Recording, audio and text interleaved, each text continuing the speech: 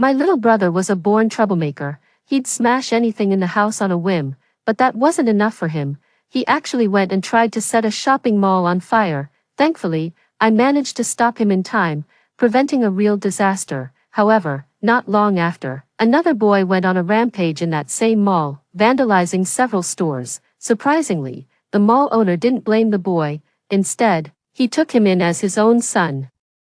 The boy not only avoided paying for the damages but was also given a life of luxury. Consumed by jealousy, my brother flew into a rage and hurled everything within reach at me. I couldn't dodge in time, and an axe struck my leg, leaving me immobilized. In a final, horrific act, he doused me in oil and threw a lighter. He claimed that if I hadn't stopped him, he would be the one living as a wealthy young master now. As he inflicted this torment, my entire family stood by and watched, coldly indifferent, as he burned me alive. When I opened my eyes again, I had returned to a time before my brother went on his rampage in the mall. Mom, I want these shoes. If you don't buy them for me, I swear I'll trash this place. No, I watched my little brother's tantrum over mom refusing to buy him the 10,000 yuan sneakers with a silent, knowing smile. Without saying or doing a thing, I walked out of the store and kept my distance, because I have been reborn. And I'm quite certain my younger brother has been reborn as well. He snatched a bottle of red wine from the display counter and pulled out a lighter. It wasn't until I saw him ignite the flame that I realized, this time, he had decided to set the fire directly, leaving me no chance to stop him. My brother gleefully smashed the wine bottle into the bespoke tailoring section, laughing with the smug triumph of a petty villain. I immediately yelled, "Someone's about to set a fire, run." I urged the staff to leave the store, and after confirming a safe location, I quickly dialed 119, unfazed. He just smiled, flicked open the lighter, and without hesitation, tossed it onto the clothes drenched in red wine before quickly running off. The clothes instantly ignited with the scent of wine, and the fire rapidly spread to the shoe and bag sections in an instant. The row of clothing shops next door was completely engulfed in a fierce blaze. This fire was far more devastating than the one in my previous life. My younger brother ran back to our mother, excitedly bragging to her, "Mom, when I become a rich man's son, I'll definitely hire you as my nanny. I'll pay you 10,000 a month." My mother was speechless, her mouth agape. She quietly grabbed my brother and hurriedly caught a bus back to the village from the city. I, however, couldn't move an inch, staring at the raging fire, my heart bleeding. If they make me pay for this, I couldn't afford it in 10 lifetimes. When they come knocking, they'll surely gang up and force me to foot the bill. So the most urgent task now is to cut ties with those heartless, ungrateful family members. I hurried home, following in my mother's footsteps, to find my younger brother gleefully recounting his heroic deeds to our father. Upon hearing this, father turned deathly pale, trembling from head to toe. He stood up and began frantically gathering our belongings. "We have to get out of here, now, pack your things, quickly." My brother propped his feet up on the dining table, casually munching on a chip. "What's with all the packing? Oh, for heaven's sake, this mess you've made is way too big. Even if we sold your father and me, we couldn't afford to pay for it. Hurry up and pack. We're moving to another village. I doubt those rich city folks will bother chasing down simple farmers like us." My brother tossed a chip at our mother, who was busy packing. "Mom, stop it. I told you, we don't have to pay a dime. In fact, I'm about to become a young master from a wealthy family." Mom quickly dropped the luggage in her hands, sat down beside my brother, and felt his forehead to check for a fever. The younger brother roughly pulled Mom's hand away. "I heard the owner of this mall is divorced and childless. Once I go to him looking all pitiful to apologize, and then say I'm willing to be his child and take care of him in his old age, he'll definitely let me be his son, too. When that time comes and I'm the young master of a wealthy family, Mom, you'll be my nanny, and Dad, you'll be my bodyguard. Once the boss is gone, all of this will be ours." My mom stopped tidying up immediately, her eyes lighting up as she asked, "Blaine, so you had this all planned out? Can we really pull it off?" "Mom, don't you worry for a second. I wouldn't do it if I wasn't sure." My dad listened, beaming with joy. "That's my Blaine. Always thinking ahead. Not like your sister, who just knows how to study and spend money all day." In the middle of their conversation, they suddenly remembered I was there. Seeing the smile fade from my face, They stopped. My mother came over and pinched my ear. It's been a year since you graduated, and look how little you've brought home. You have no plan. Look at your brother. He knows how to think of the family. My father chimed in. We're all family. So we won't tally up the cost of raising you, but since we've always considered your needs, you should consider ours too. Your brother will be starting high school in a couple of years, and that's when expenses really pile up. Work a little harder and give us more. Let's start with 20,000 this time. The truth is, I lived with my grandmother until my final year of high school. If it weren't for her toiling in the fields to support my education, I never could have focused on my studies. Later, in that final year, my grandmother fell seriously ill and passed away. My parents immediately pulled me out of school. If it hadn't been for my homeroom teacher's financial support, I would never have made it to university. They did give me some money after I got into university, but only because they thought I'd be able to earn more for them in the future. Looking back, I was naive. I thought that even though they were poor, they at least had some love for me. But then my brother attacked me with an axe and set me on fire. I was terrified, begging for mercy, but they all just stood by and watched. My brother just stood there laughing. Burn, burn. The flames spread over my body, gritting my teeth against the pain. I lunged at my brother, only to be kicked away by my father. You wretched curse. How dare you try to hurt Blaine? If it weren't for you ruining everything, your brother would be the one living as a wealthy heir right now. Your mother and I could have been living in luxury. Mom chimed in. That's right, you little troublemaker. What on earth possessed me to bring a thing like you into this world? In the end, if it hadn't been for the neighbor who heard my screams and came running with bucket after bucket of water to douse the flames on my body. But by then, I was already gone. I don't know if it was the fire that killed me, or the pain, but I remember, with chilling clarity, the sight of that family of three smiling at me from the flames. Their grins were twisted and horrifying, seeing me spaced out. My dad smacked me on the head. Juno, what are you playing at? I'm talking to you. 20,000. You're not setting foot back in the city if you're even a single cent short. I immediately forced tears to my eyes. Mom, Dad, I have to come clean. I'm in a lot of debt. I'm completely broke right now. If my brother's plan works out, could you lend me some money? I swear I'll pay you back. My father's face went deathly pale. What did you do to get into debt? I dropped to my knees instantly, kowtowing to my parents. I did it for the family. I thought if I won, I could give you a better life. But I just kept losing more and more. And now I'm in debt with online loans. The interest piles up on itself. You have to save me. My mother's face fell. She slapped me so hard I stumbled to the floor. Well, so you've taken up gambling, have you? I wondered why you were so eager to come home these past few days, taking me and your brother to the fancy mall. You were just here to beg for money. Even though your brother is about to become a young master of a wealthy family, we can't give you the money. Having a sister like you is nothing but an embarrassment to him. Then she pulled my father aside and muttered under her breath, she's nothing but a money pit. Let's just cut ties. Blaine is going to be a young master soon anyway. Consider the money we spent on her university tuition a write-off. Charity, if you will. 3. I quickly resumed my act, clinging to my younger brother's leg and wailing, Mom, Dad, brother, you can't just abandon me. I'm family. My brother kicked me aside in disgust, and Mom hurriedly brushed the dust off his clothes. Dad scoffed coldly, Juno, let me make this crystal clear today. We're not fortunate enough to bask in your glory, and you are not to leech off your brother's success. From this day forward, you are no longer a member of the Liu family. I burst into uncontrollable sobs. Dad, what are you saying? Are you cutting me off? That's right, I am cutting you off. Don't you dare drag your problems to our doorstep, or to your brother's. Ever again. I wept bitterly, wailing and beating my chest. Mom, Dad, how can you disown me just because of a little debt? My brother is about to become a wealthy heir. How can you abandon me now of all times?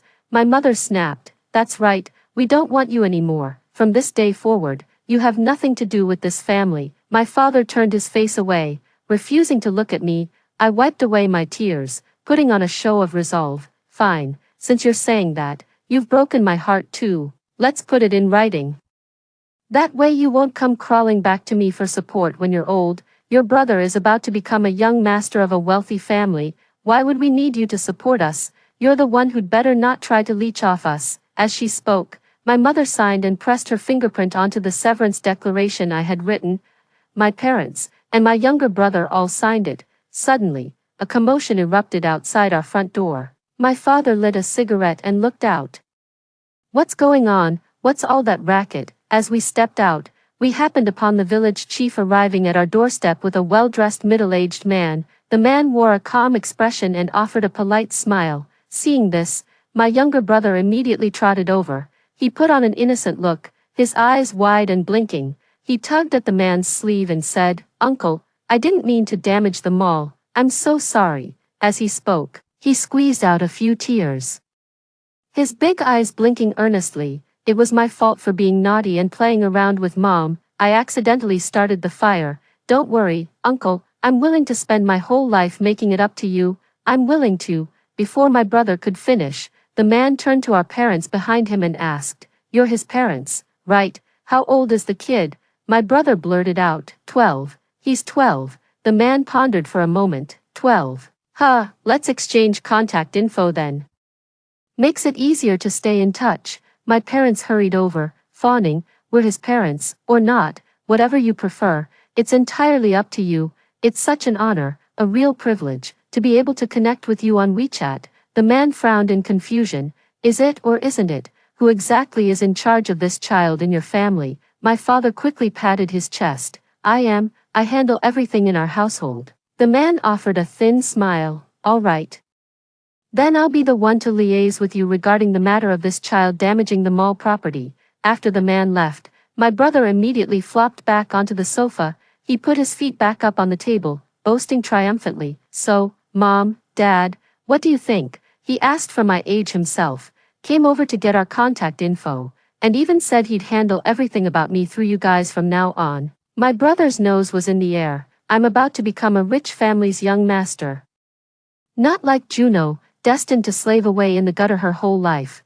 But little brother, you lied about your age, and all he did was take Dad's number. He never said he was going to adopt you. We don't even know for sure if he's really a CEO. What kind of company sends their CEO to handle something like this personally? And another thing, we still don't know if anyone got hurt. If someone was injured, it won't be as simple as just paying some money for." My mother rushed up to me and slapped me so hard I was stunned. "You just can't stand to see your brother doing better than you, can you?" That felt good, Mom. Juno is just jealous of me, jealous that I'm about to have a rich father. Once I'm the young master of a wealthy family, hurting someone will be nothing. Even if I killed someone, I'd have people to clean it up for me. I looked at these ignorant people, speechless, deep down. I was grateful to my grandmother for making me study and go out into the world to broaden my horizons. Just then, my father's phone rang. "Oh my God, the CEO just texted me on WeChat." My mom rushed over. "What did he say?" "It's a file. I don't know how to open it." Juno, come help me look." Dad grabbed me by the collar and hauled me over to the phone. I took a look. He said with a smile, "This is a quote, a repair order." My younger brother ran over, snatched the phone, and stared at it in disbelief. He then hurriedly sent a voice message. "Uncle, how about I come to your place to apologize properly, or you can come to my house so we can talk it out in person." "Uncle, I miss you." After sending it, my brother let out a long sigh of relief. "Perfect. Next time we meet, he'll adopt me as his son." A reply came swiftly. "Fortunately, there were no casualties. Since you're a minor and a first-time offender, the mall's policy is not to involve the police, provided you cover the damages. Here is the repair estimate. Have your parents transfer the full amount to the company's designated account. Otherwise, we'll have no choice but to file a police report and take legal action." My parents were stunned by the message. My younger brother was also a bit upset. "Mom, Dad, just ignore him. Wait for him to come back. If he comes back, he definitely won't hold me accountable anymore." I knew why my brother was upset. In our past life, after that boy vandalized the mall owner went to the scene, saw the boy, and took him home. The very next day, it was even announced to the news media that he was the young master, munching on chips. My little brother muttered, "It must be because I'm too well behaved, and because I have parents. That's why he didn't dare to adopt me so easily. He's probably worried I wouldn't adjust to a new home, always thinking of me. It's all Mom and Dad's fault." I should never have let them show up. I couldn't help but laugh. Little brother, so it never even crossed your mind that you'd have to pay for burning down a shopping mall. Pay for what? It's my own mall. I can burn it if I want to. When my parents didn't reply for a long time, the other party called. The moment he saw the phone, my brother's eyes lit up. See. The CEO. Daddy is going to adopt me. 5. Dad nodded happily and deliberately put the call on speakerphone so his younger brother could join the conversation. Sir, I'm not sure if you have received the documents we sent. I believe we have shown the utmost good faith. If your side still refuses to make the payment, we will have no choice but to pursue legal action to protect our legitimate rights. The younger brother quickly chimed in. Uncle, it's me, you could come to our place. Or I could come to yours. Whatever works. Let's just meet and talk it over. Okay, Mr. Harlan, are you still there? If you maintain this stance, we will have to proceed with legal action. When the other party saw that my dad didn't answer, they hung up the phone. My younger brother, however, was unfazed. Dad, this is just a tactic my rich dad-to-be is using to adopt me. Haven't you noticed he's been too scared to talk to me? Afraid of offending me. He's worried I won't be close to him later.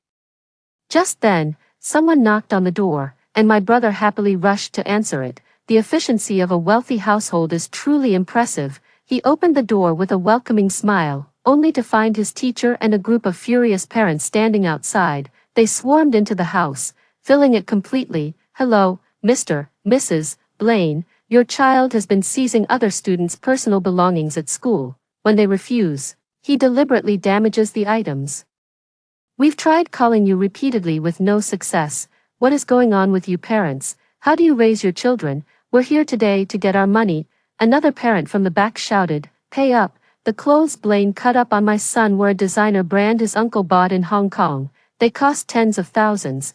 Compensate us. Pay for it. Leaning against the wall, my brother picked up the chips from the table and kept eating, completely unfazed. What's the big deal? Just a few ratty clothes and shoes. We'll pay. Let me tell you something. I'm about to become the young master of a wealthy family. Do you really think we care about your petty cash? My mom, who had been a bit worried, puffed out her chest after hearing my brother's words. Exactly. My son is going places. He's about to become a young master from a rich household. Soon enough. Who's even going to remember you people? With your shabby shoes and worn-out clothes, the parents exchanged glances. And one of them let out a scornful snicker from the crowd. You think a wealthy family would just take in anyone as a son, with a kid who has no manners whatsoever? Do you think rich people are idiots? Just then, the bespectacled man who had come by a few days earlier appeared in the doorway, and the younger brother immediately dropped his bag of chips. My dad's here. That's him. That's my dad. The man with glasses was bewildered, with 2 police officers following close behind him. Which one of you is Blaine? You need to come with us. 6. My younger brother was frightened and hid behind my father. My mother stepped in front of my brother. And who might you two be? What business do you have with our son? Blaine is your son, correct? He deliberately set the fire that caused significant damage to the mall. The affected party is demanding that your child be held criminally liable. Criminal liability. Our child is still a minor. How can you pursue criminal charges? Isn't it just about paying compensation? We'll pay. Can't we settle this privately? The victim's side has already communicated with you. You refused to compensate. Your attitude was appalling, and on top of that, you lied about the age issue. The man with glasses adjusted his spectacles, out of consideration for the child's youth. We initially only sought financial compensation. However, since your side refused to pay, we had no choice but to involve the police. To think the age was fabricated as well, the younger brother stepped forward, arguing defensively. We never refused to pay. We said we would pay. We wanted to meet and discuss it. He rushed forward, tears and snot streaming down his face, and clung to the bespectacled man's leg. We're about to be family. Why involve the police in a family matter? The bespectacled man shoved his brother away. Family? Who said we're family? What's the point of trying to cozy up now? I get it now, uncle. You were too embarrassed to ask my parents directly to let me be your son, so you brought the police to scare us. It's okay, uncle, I've already talked to my parents. I'm willing to be your son. You have no children, and I'll take care of you for the rest of your life. Upon hearing this, the bespectacled man's glasses nearly fell off his face. and his expression turned as if he'd just eaten something vile. Is this kid out of his mind? What on earth did I do to make you think I want you as my son? And for your information, I do have a child, a sweet, precious daughter. No way, you can't possibly not want me as your son. You have a daughter, so what? What can a daughter even do? I'm a son, it's fine, just send the police away for now, and we can sort out our family business ourselves later. Dad, the bespectacled man was furious upon hearing. What can a daughter even do, officer? This kid is talking nonsense and putting on an act to avoid paying, and someone just told me he's doing it on purpose. Kids these days are way too precocious, it's terrifying. 7. The younger brother snapped. Dad, how can you be like this? If you keep this up, I'm going to be furious. Who do you think is going to take care of you when you're old? Who's going to inherit the Lu group? You can't seriously be counting on some little girl. What are you talking about? How dare you drag our Chairman Lu into this? Who the hell do you think you are? What? You're not Chairman Lu. I want to see him. I demand to see my father. Enough arguing. All of you, whatever this is about, you can sort it out back at the station. The police were about to take my brother away. My mother panicked and rushed forward to block them. He's just a child, you can't take him. He hasn't committed any crime. We are carrying out our duties in accordance with the law. If you continue to obstruct us, we can also detain you legally. A parent standing nearby laughed. Are you people from the Lu family out of your minds? The wealthy family you're talking about couldn't be the Lu group, could it? Your Blaine burned down a mall under their name. And you think they'd just forgive and adopt your son, even if the law allowed it, which it doesn't? That would be incredibly foolish. You're truly daydreaming in broad daylight. Exactly. I think it's obvious they can't come up with the money and are just wasting everyone's time with this nonsense. They're trying to pawn off their good-for-nothing, destructive son on someone else, expecting them to take him in. Who do they think they're fooling?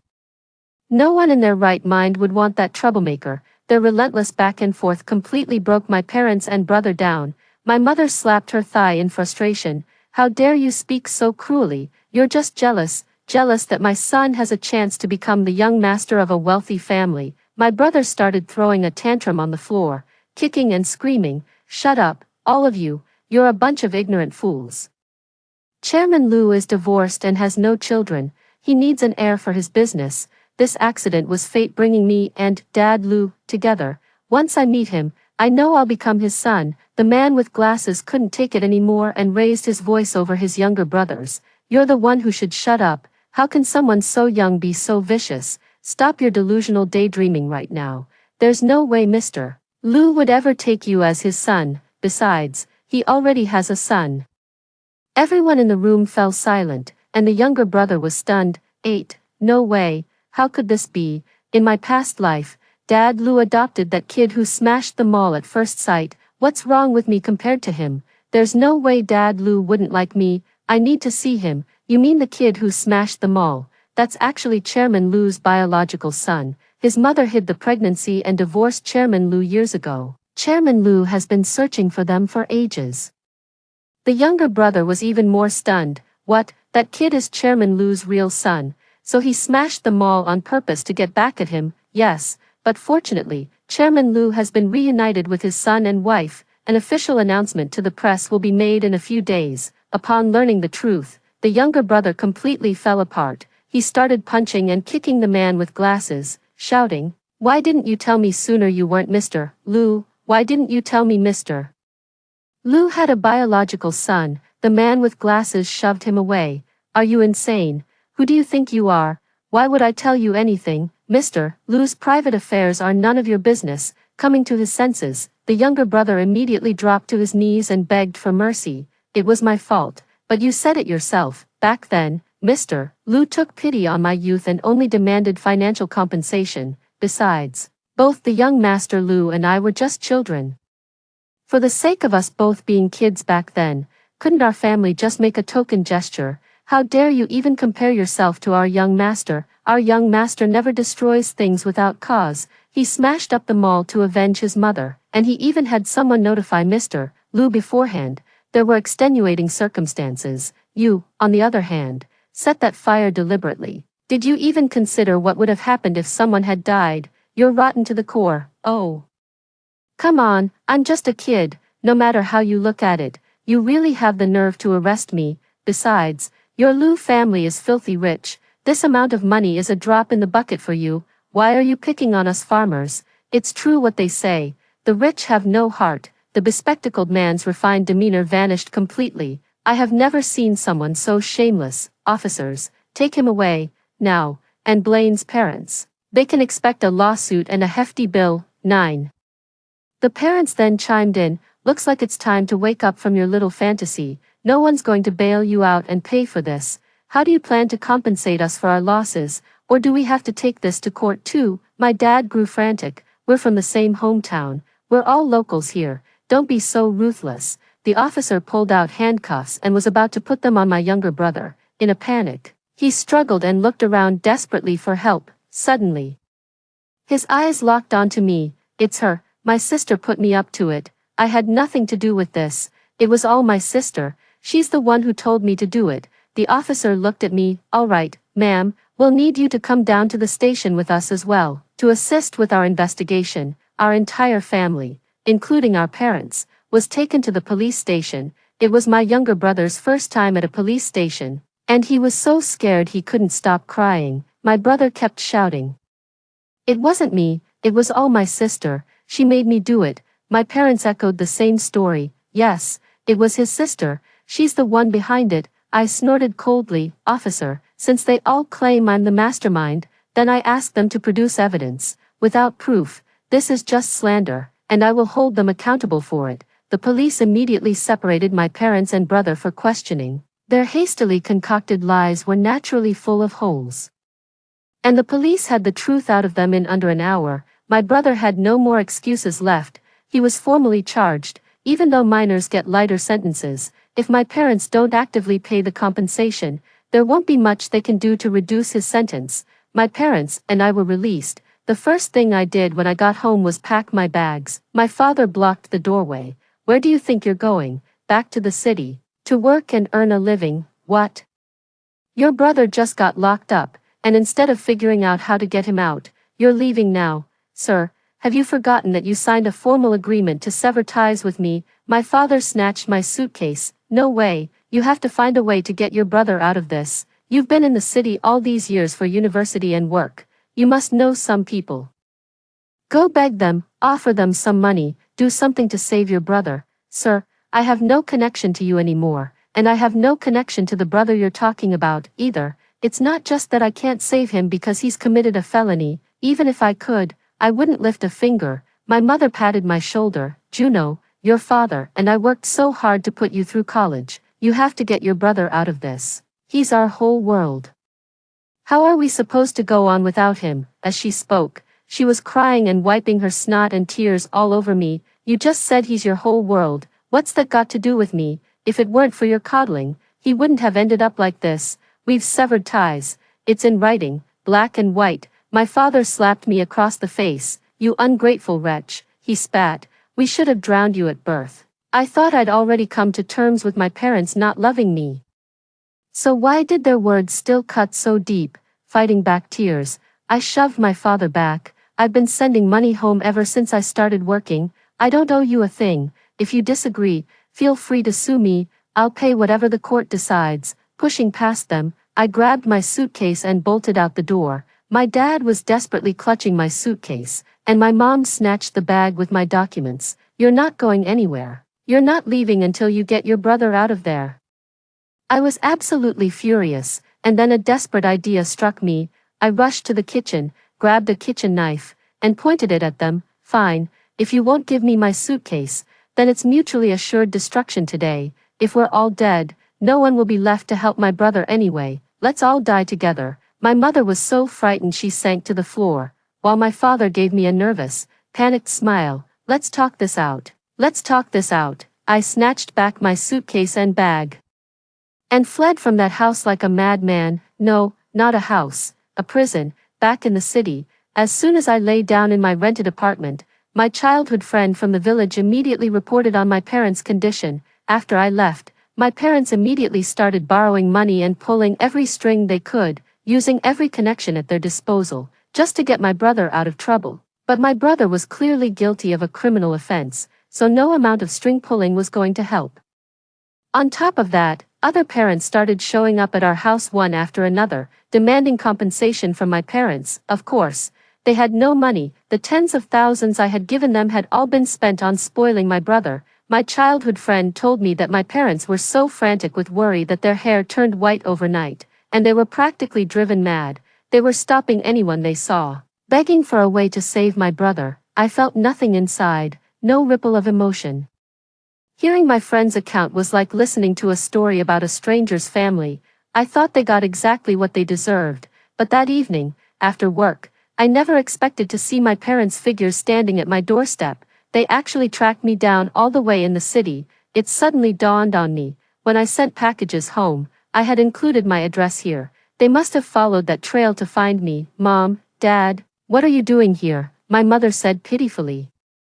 Our home is besieged by debt collectors every single day. Your father and I have no money to pay them back. We had nowhere else to turn but to come to you. In that moment, I hated myself. How could I have been so stupid not to move sooner? While I was still agonizing over what to do, my mom had already snatched my bag and fished out the keys. Then, without a shred of shame, she sat down and made herself at home. Ignoring them, I decided to pack my things and move out. My mom grabbed my hand as I was packing. What do you think you're doing? This is a one-bedroom. It can't fit 3 people. I'm moving in with a friend. Well, the quarterly rent is due in a few days anyway. Keep the deposit. You 2 bloodsuckers can have the place. My mom grabbed my arm, her tone suddenly turning sentimental. Juno, you won't abandon us, will you? We were wrong before, and we're sorry. We're still family. Of course I won't. I'll take care of you. You 2 stay here.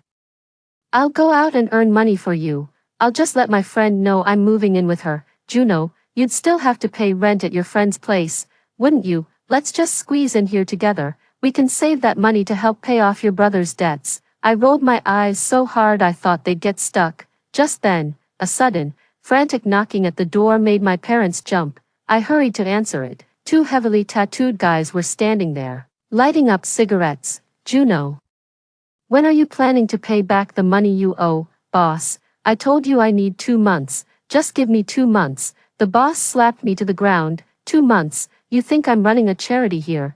Then he spotted my parents, trembling as they hid in the corner. Oh, you must be Juno's parents. Your daughter owes me 80 grand. Hand over the money, otherwise, we'll make her life a living hell, my parents said in trembling voices. We're not her parents. If she owes you money, go ask her for it. This has nothing to do with us, not her parents. Then your relatives. Doesn't matter. You look like you're with her. Pay up, now. You're not leaving here today without handing over the cash. My mom was completely stunned, while my dad quickly rummaged through my bag and handed over the only $300 I had in there. He put on a fawning smile for the tattooed thug. Boss, we're just from the same village. We're here to check on her for her parents.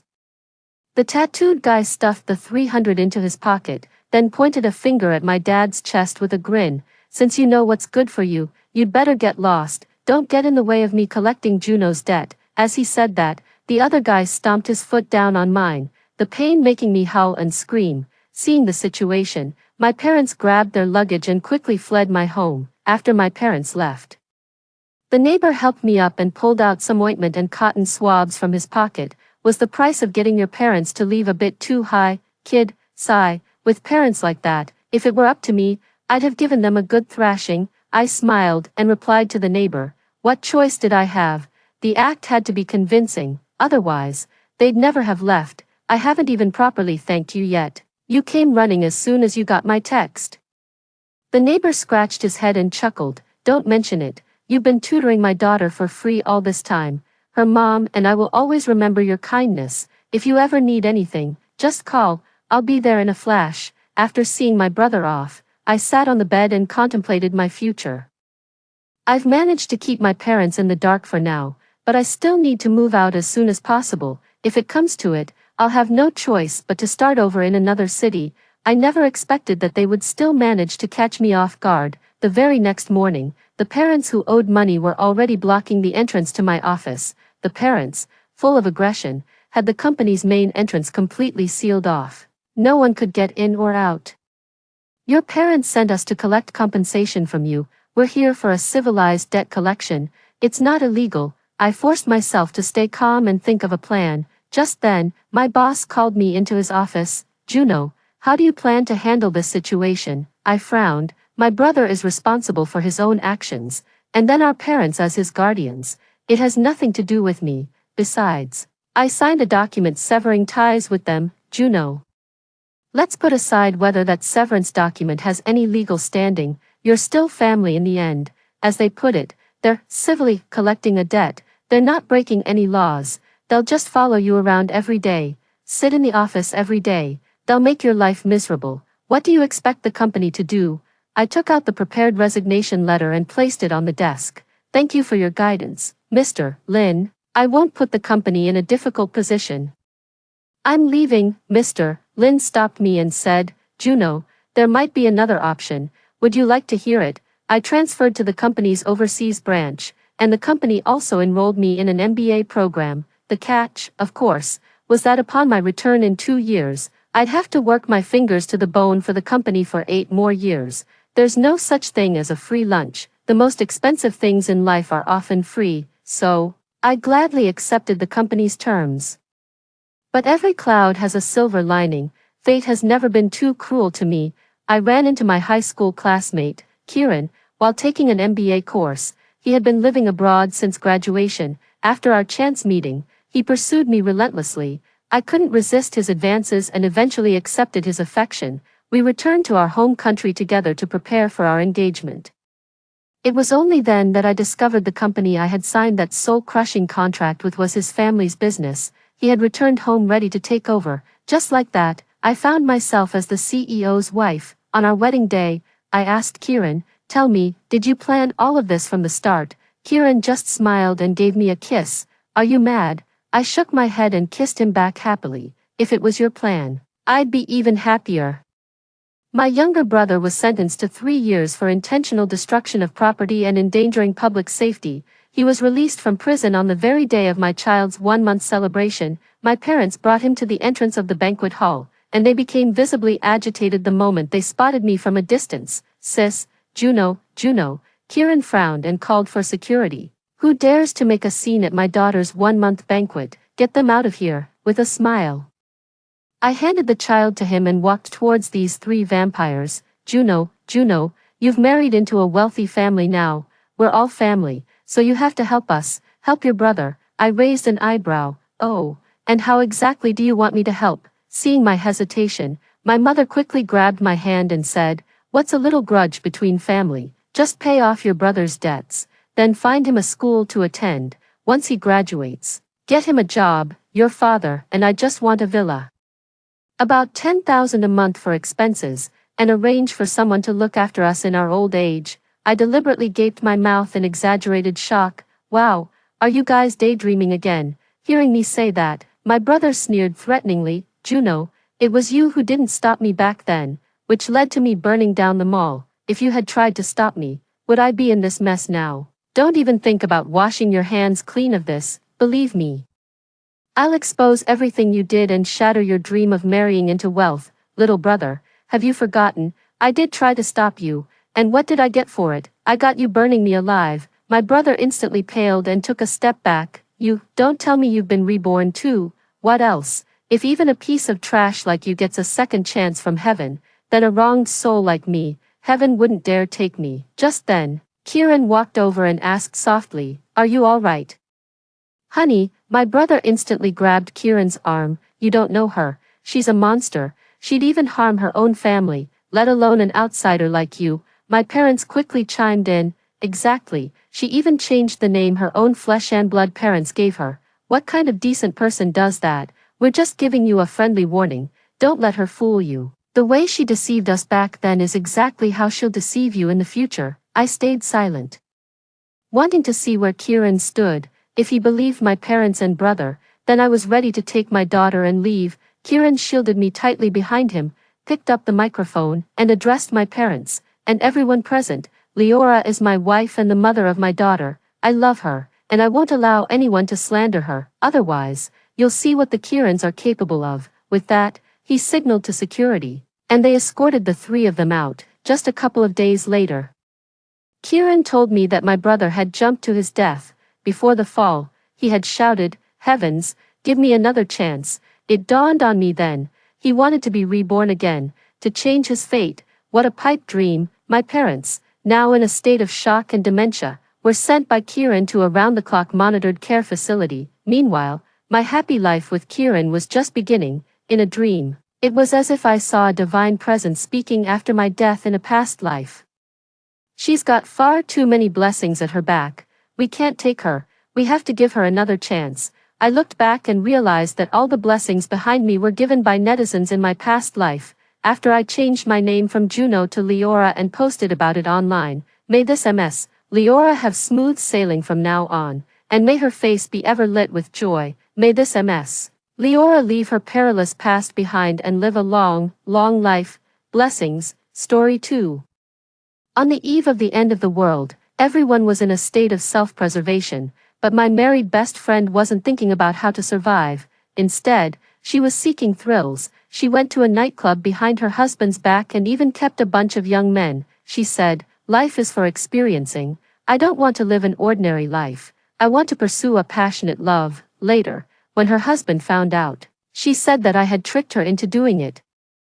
In a fit of anger, her husband pushed me out the door. "It's all your fault, you bitch. You led my wife astray. Go die." The next second, I was brutally attacked by a horde of zombies and left with no trace of my body. When I opened my eyes again, I was reborn. This time, I'll make them pay for their actions. 1. Suddenly, my best friend Annie woke me up, and I found myself in a nightclub. "Iris, what's wrong with you? You're here to sleep." I was reborn. At that moment, I realized that every time Annie asked me to go out, it was to make her husband Dante feel at ease, using me as a shield. In my previous life, on the eve of the end of the world, my married best friend wasn't thinking about how to survive. Instead, she was seeking thrills. She went to a nightclub behind her husband's back and even kept a bunch of young men, her eyes shining with hope. She told me her vision for the future. "Life is for experiencing. I don't want to live an ordinary life.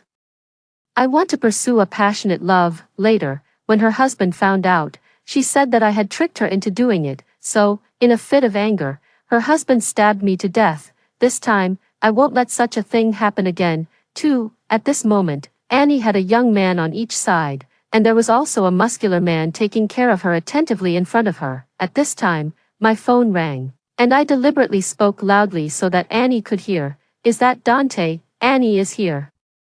Do you want to talk to her?" Annie looked at me warily. She was probably wary of her husband Dante on the other end of the phone. They got married within half a year of knowing each other. Dante looked honest. He was short and chubby, but his family was very rich. He was the second generation of a demolition family. He fell in love with Annie at first sight in the bar and then launched a passionate pursuit, being obedient to Annie in everything. Annie was beautiful, at first glance.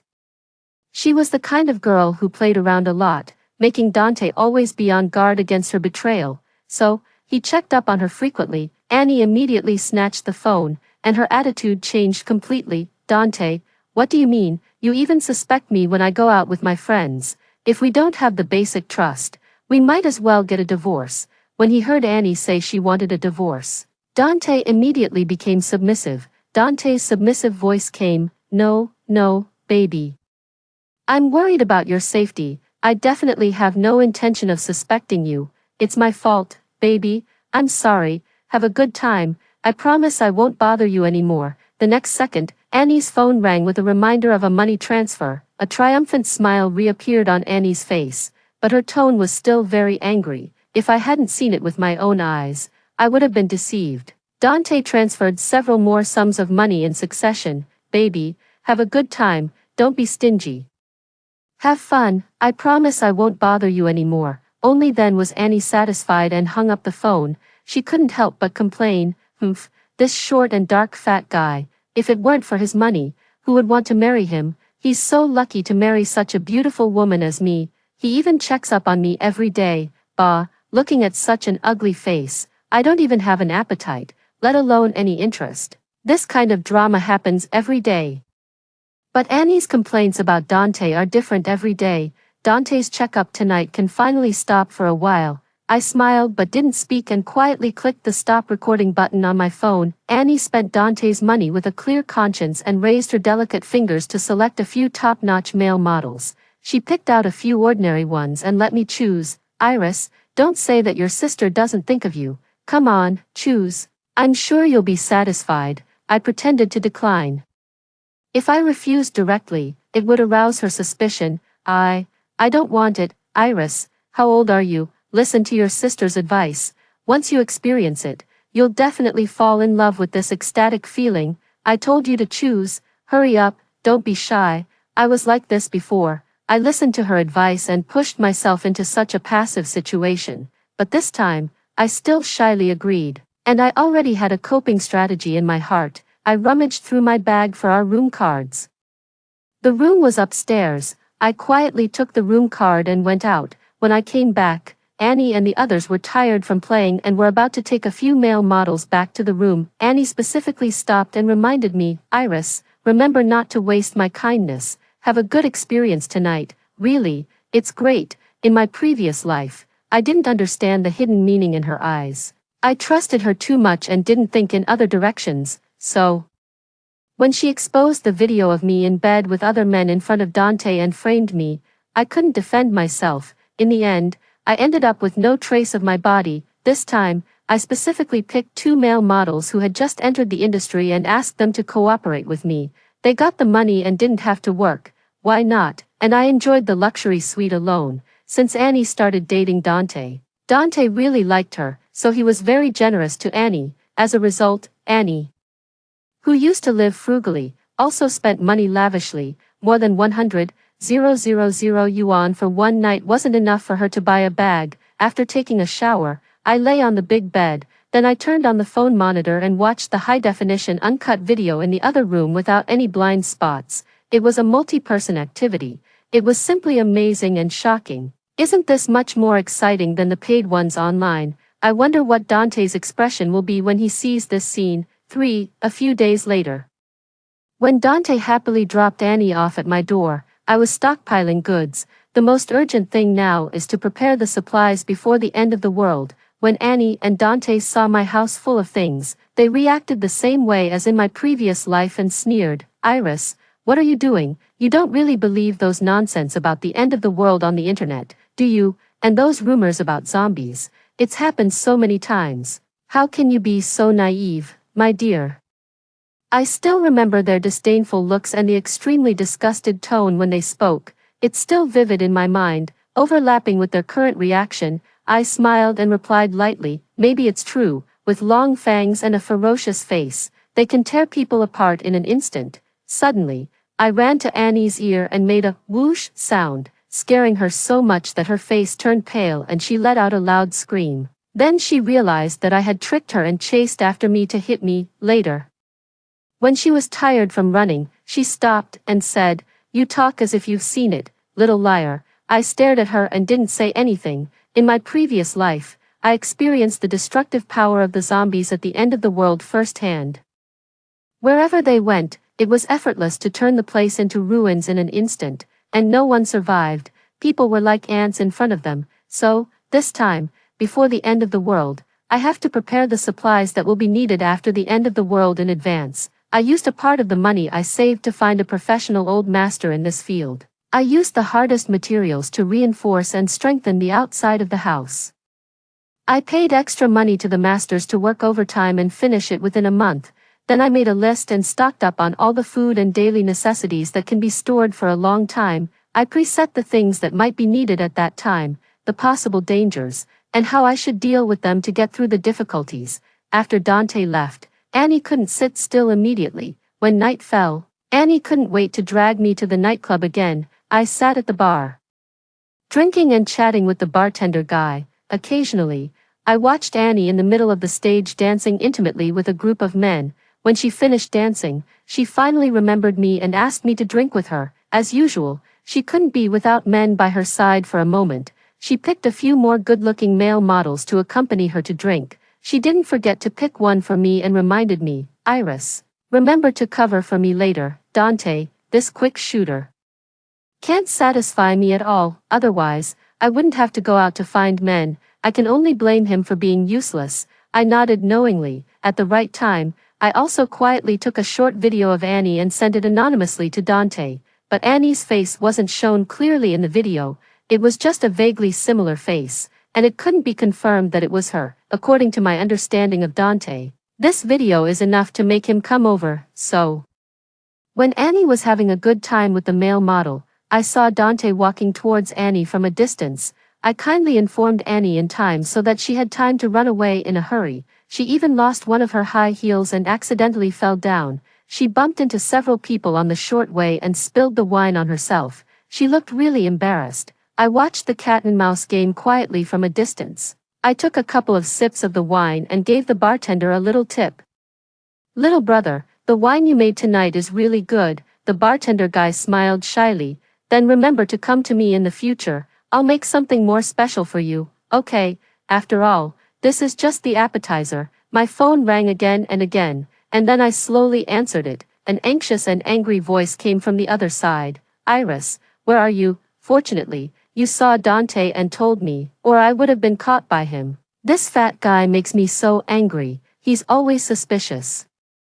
I comforted her calmly and patiently. It's okay. He didn't see anything anyway. Next time, it might not be the case. For, after almost being caught that time, Annie didn't come to see me for several days. She was probably trying to dispel Dante's suspicion. I continued to arrange the follow-up matters, preparing to stockpile supplies, reinforce the house, and keep an eye on the news. Regarding the reports about the end of the world, many netizens were just watching the fun. But there were still a large number of people quietly stockpiling goods in case of need. There were also some people who didn't believe it, just like Annie and Dante. They both thought it was nonsense. After many days, Annie asked me out again. I was already prepared to go to the appointment. On the way, she suddenly asked me, "Iris, you didn't betray me last time, did you?" She stared at me intently. Fortunately, I was prepared. There were tears in my eyes, and I looked at her pitifully, almost crying. "How can you think of me like that? If it was me, why would I tell you? If you don't believe me, I'll leave." I successfully got rid of my suspicion. Then she talked to me freely. After I went back, I spent a long time coaxing the truth out of that fat guy. He said that someone sent him an anonymous video, which is why he went. This time, Annie was more vigilant and seemed to be fully prepared. We went to another entertainment venue. But what she didn't know was that with me around, it was the same no matter where we went. When we started playing, Annie still wasn't at ease and scanned the surroundings with her eyes intentionally or unintentionally. Gradually, she relaxed and let go to play. She was closely pressed against the male model. When they were kissing passionately, she even forgot her own name. I watched all this quietly in the corner. I was even a little annoyed by the environment. This time, I took the video more secretly, and it was all with their faces clearly shown. Annie's clothes were almost like she wasn't wearing anything, and her face was flushed. I was very satisfied with this 3-minute wonderful video and clicked to send it anonymously again. After calculating the time, I came out and chose a good place to watch the show. A few seconds after I chose the position, Dante arrived at the scene and looked around for Annie's figure. After scanning the surroundings a few times, he finally saw Annie. At this time, Annie was closely pressed against the male models. She was even having a French kiss with one of them. Dante stood there in a daze, dumbfounded. The fat on his face squeezed his facial features together. He looked simple and honest, but his expression was distorted and ferocious, extremely uncoordinated. The next second, like a fierce and irrational beast, he immediately walked up to Annie. Slap, slap. The two loud slaps were still very obvious in the noisy environment. Before Annie could figure out what was going on, there were 2 red and fat slap marks on both sides of her face. 5. Annie was suddenly stunned by the slaps. When she came to her senses, she stood up and looked around for the attacker. "Who is it? Which bitch dared to hit me?" When she saw Dante's face, she immediately stopped and stammered, unable to say a complete sentence. "Honey, I. Then she quickly pushed away the male models sticking to her. Annie suddenly lost her temper with the male models. "Get lost, all of you, get out of my way." Then she stumbled towards Dante. Her clothes were revealing, and the marks left by other men could be clearly seen on her body. Her face was flushed, and her eyes were full of lust. Annie explained cautiously, "Honey, I was just drunk, the alcohol got to my head. Don't misunderstand, I love you," because the commotion here was a bit loud. A lot of people came to watch. Seeing this scene, it was obvious what was going on. The wife was caught cheating on her husband. It was my turn to step in. I pretended to be a little drunk and staggered over, pretending not to see Dante. "Annie, I've opened the room as you asked. It's the same old rule tonight. Don't worry and take those men with you. If that fat guy calls, I'll cover for you." Spending his money to keep men. "Annie, you're my role model." Annie immediately rushed over and covered my mouth, and quickly explained to Dante, "Honey, don't listen to her nonsense. She's drunk and talking nonsense." Under normal circumstances, Annie didn't want to call Dante honey at all. She thought he didn't deserve her. I quickly took a glance. Dante pinched Annie's chin with his fat hand, and even pinched her newly done chin askew. But now Annie didn't dare to refute even a word. "Speak. Iris, keep talking, what else?" I half closed my eyes and mumbled loudly, as if I was dead drunk. "Annie also told me that Dante is short, fat and dark, and looks really ugly. He doesn't deserve our Annie at all. He's also a quick shooter and can't satisfy her. That's why Annie came out to find other men. If you want to blame someone, blame Dante for being incompetent. If it weren't for his money." Annie shouted loudly, "Enough. Iris, shut up." Dante immediately took something to block Annie's mouth and wouldn't let her speak. I secretly pinched my thigh hard and squeezed out 2 tears, accusing her, "Ooh, Annie, why are you so fierce and yell at me? Aren't you supposed to like me the most? You said I would cover for you and make sure that fat guy doesn't find out. Then I can enjoy the good life with you. I've been very obedient and haven't let him find out. Those men are really great in bed. You're so good to me and even spend money to find men for me. But Annie, can I be like you and have several men at once?" Annie rushed over again and reached out to hit me. I slightly dodged, making her miss, and she even hit the corner of the table. Dante's expression was unclear, but his clenched fists and tense body betrayed him. This seemed to be a sign of the approaching storm. 6. Dante ignored me and roughly dragged Annie into the private room first. He gave the waiter a thick stack of RMB and gave some instructions. Soon, Annie's screams came from inside, which sounded like a mix of crying and pleasure, and were filled with deep fear. There was also Dante's angry and roaring questioning voice. "Speak, why did you betray me? Didn't I treat you well? You said I couldn't satisfy you, right? Today, I'll find someone to satisfy you." Annie's screams and pleadings came intermittently from the private room, which made people feel creepy. "No. Please don't, honey, I was wrong. Please forgive me. It wasn't me. It was Iris. Yes, that's right. It was her who tricked me into doing this. Honey, believe me, I was just confused for a moment. I love you. Give me a chance. I won't do it again. Really, I won't believe her anymore." I stood at the door and listened quietly to Annie's false accusations. Sure enough, it came, albeit a bit late. Under Annie's pitiful pleadings, Dante was finally moved a little. Or maybe Dante simply couldn't let her go. Seeing this, Annie continued to pretend to be innocent to get rid of her suspicion. "Honey, look at this. She really seduced me." I quietly peeked at the evidence that Annie was talking about. It was a picture of me with other men. It was a mix of truth and falsehood. "Baby, I'm sorry. I wrongly blamed you. I made you suffer. I'm so, Iris, you made me misunderstand my wife. I will make you wish you were dead." The two of them hugged each other and cried, with tears and snot flowing together. It was the same in my previous life. Without my knowledge, I was burdened with unjust charges, and when the end of the world came, Dante personally pushed me into the horde of zombies. I was brutally attacked by the horde of zombies and left with no trace of my body. But this time, I won't let such a thing happen to me. I looked at the two people hugging each other with hatred. At this moment, Annie was covered in scars, with messy hair, a trembling body, and her clothes already torn to shreds. She buried herself in Dante's arms and cried bitterly, looking extremely aggrieved. People's hearts are always biased. At this moment, Dante only wanted to see what he wanted to see. He was deceiving himself. But it doesn't matter. A lie is a lie, and it will always be exposed one day. Seeing that the two of them made up, I slipped away. When Dante and Annie were looking for me all over the street to take revenge, I wasn't at home. before the end of the world came, I went on a trip that I could start at any time and enjoyed the great rivers and mountains of our country again. While traveling, I also kept an eye on the whereabouts of Annie and her husband. The two of them were as lovey-dovey as they were during their early days of love, sticking together all the time. But a dog can't change its habit of eating shit. I listened to the news reported by the private detective, calculating the time. It was time for me to go back and meet them. Considering how concerned Dante and Annie were about me, I decided to prepare a surprise for them, and I casually revealed my whereabouts to Dante.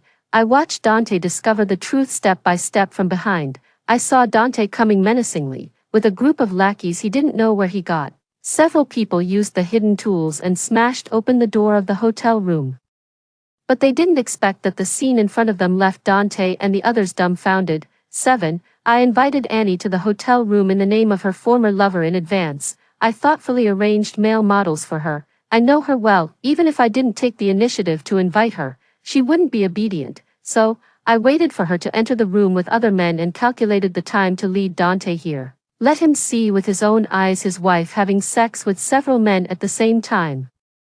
I'm sure the shock of experiencing it firsthand must be 100 times more effective than what I saw in the surveillance, and this person is his wife. I looked at the scene in the surveillance. It was obvious that Annie was extremely eager. It was even more intense than the scene I saw last time.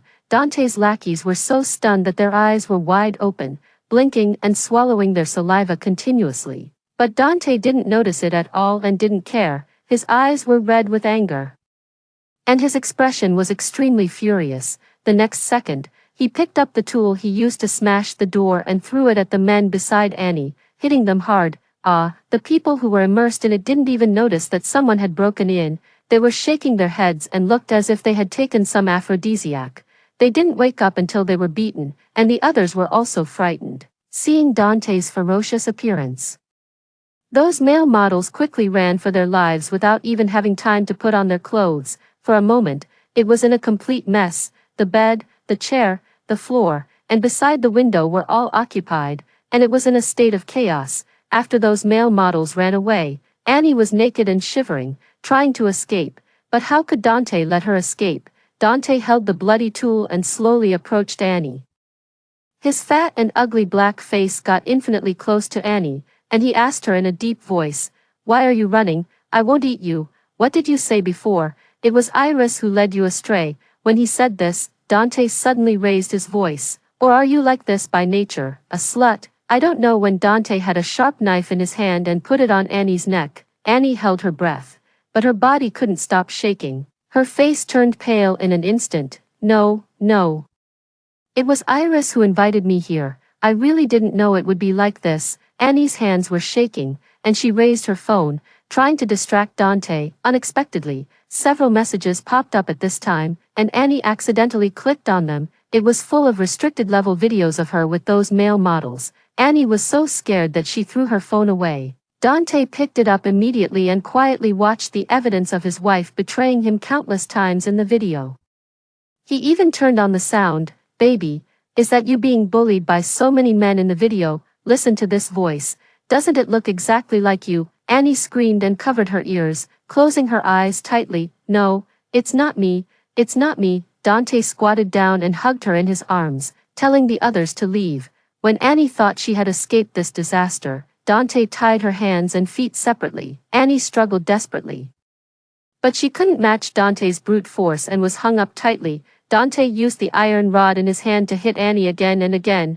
"I'll teach you a lesson for cuckolding me. You have no shame, you slut. I'll break your legs so you can't go out to find men anymore." Annie let out heart-wrenching screams and kept begging for mercy, but Dante was unmoved. "No, please don't. I won't do it again. Honey, stop hitting me. I'll die. Stop hitting me." It seemed that the louder Annie screamed, the more excited Dante became. He kept hitting Annie's body as if he was possessed, and kept muttering, "I'll kill you, you bitch. I'll kill you. You won't be able to betray me when you're dead." Annie's cries for help gradually became weaker. Dante didn't come to his senses until he couldn't hear her anymore. I looked at the surveillance footage worriedly. I hope she doesn't die so easily. 8. When I learned that my best friend was in the hospital, as a friend, how could I not go to visit her? So I found a suitable time to go to the hospital. When I appeared in front of them again, Annie was still lying in the hospital bed and pointed at me excitedly, saying, "Iris, it's you.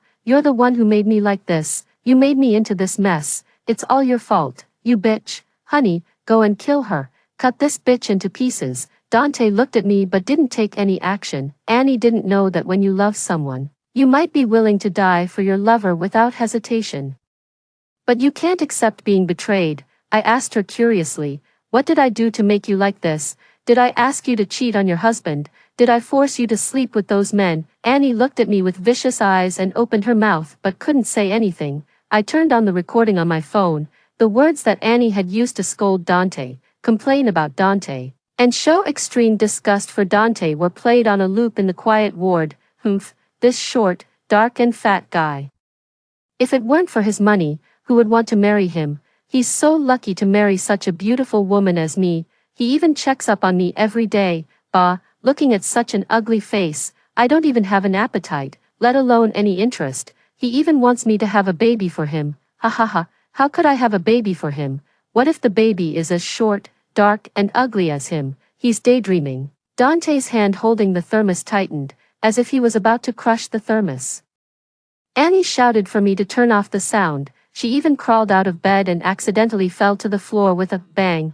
Turn it off for me."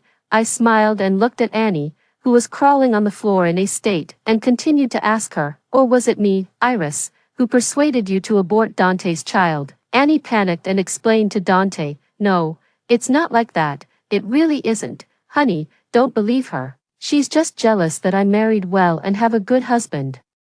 She can't stand that I'm better than her. Don't fall for her tricks." I took out the documents of the abortion that I accompanied her to have at the beginning. At that time, she threw the documents at me and didn't care about them anymore. I handed the documents to Dante. Dante's eyes were wet after reading them, and a sad expression appeared on his black and ugly face. He tightly clenched the documents in his hand. Then he looked at Annie with hatred. "You don't want my child. You killed my child." Dante had mentioned more than once that he liked children, but Annie said she was afraid of the pain and didn't want to give birth. He just let her have her way, but now she told him that she had killed his child with her own hands. Dante's expression was numb. "You know the pain. I thought you had no heart. Didn't I treat you well?" Annie simply gave up and said, "So what if you treated me well? I don't love you at all. I've never loved you. I only love your money. Who would fancy someone as ugly as you without money? You're short, dark, and you don't deserve me at all. You can't satisfy me. Am I wrong? Do you think I'm not tired of pretending? I can't get satisfied, but I still have to please you. Can't you find the reason in yourself?" Dante was stunned. I quickly distanced myself from this crazy couple to avoid being affected. I walked out of the hospital gate and let out a long sigh of relief. When I looked up, the sky had changed color. 9. The end of the world came earlier than expected. As the last ray of sunlight was blocked by the dark clouds, the city skyline was swallowed up by the endless darkness. I opened my phone and saw that there were reports of zombies eating people in many places online. Some people still didn't believe it and thought it was just a prank by netizens to attract attention, but I knew it was true. On the first night of the end of the world, screams echoed continuously and filled the entire sky. No one knew where those zombies came from. The roars of the zombies, the sounds of them biting, the chasing sounds of humans, the screams, and the cries filled the whole world. I don't know how many days after the zombie outbreak, I stayed in my relatively safe little nest and could only learn about the situation outside through the internet. Suddenly, there was a knock on the door. I looked out through the peephole and couldn't recognize who it was at first. After carefully identifying for a while and hearing her hoarse voice, I realized it was Annie. "Iris, save me, please save me. It's too scary outside, those man-eating monsters." I didn't open the door and sized her up from behind the door. She was unkempt, dressed in rags. With dull eyes, sunken cheeks, and rough, yellowish skin, she looked like a homeless person and there was no trace of the beautiful woman she used to be. I didn't respond to her. She seemed to have taken a long time without talking to anyone and just kept talking about her experiences during this time. Regardless of whether I was listening or not, that fat pig Dante imprisoned me, humiliated me, and wouldn't let me wear clothes. I was treated like a dog. He's a pervert, a madman. I tried to escape, but he caught me. He broke my legs. When I tried to hit him with something, he tied my hands up. But how could I just let him do whatever he wanted? I've been looking for a chance every day. As long as I kill him, I'll be free. I pretended to be docile in front of him. When he let his guard down, I took a kitchen knife and did it while he was sound asleep. He's dead. And then I ran out. But the outside world has changed. It's too terrifying, Iris. Can you please save me? For the sake of our past relationship, I have nowhere else to go. There are so many zombies outside. Both of them are crazy. I asked her back. You framed me and wanted to use Dante to kill me. In what way did I wrong you that made you hate me so much? If I hadn't saved myself, it would be me who's dead now. Tell me why I should save you. What is there about you that deserves my help? Suddenly, there was a commotion outside. A large group of zombies were patrolling around and had found their target. Iris, save. Before Annie could finish her words, she was instantly torn apart by the zombies. Seeing such a scene again, I couldn't help but tremble all over, and my whole body went cold. It was as if I was rooted to the spot. I held my breath, fearing that the zombies would break in. Fortunately, the zombies just wandered around the door and then left. I don't know how long it had been. I had maintained the same posture for so long that I had gone numb. Only then did I recover from that terrifying scene. No one knows how long this disaster will last. 10. There were no living people left on the streets. There were only batches of zombies wandering around. Once they heard any movement, they would rush over to eat people. Some people who didn't have much food left couldn't stay at home any longer and went out to look for food one after another, unexpectedly. They alerted the zombies and were bitten to death. Some others held sharp weapons and fought for their lives against the zombies to avoid starving to death. Everywhere in the scene were the remains of the dead and torn pieces of cloth.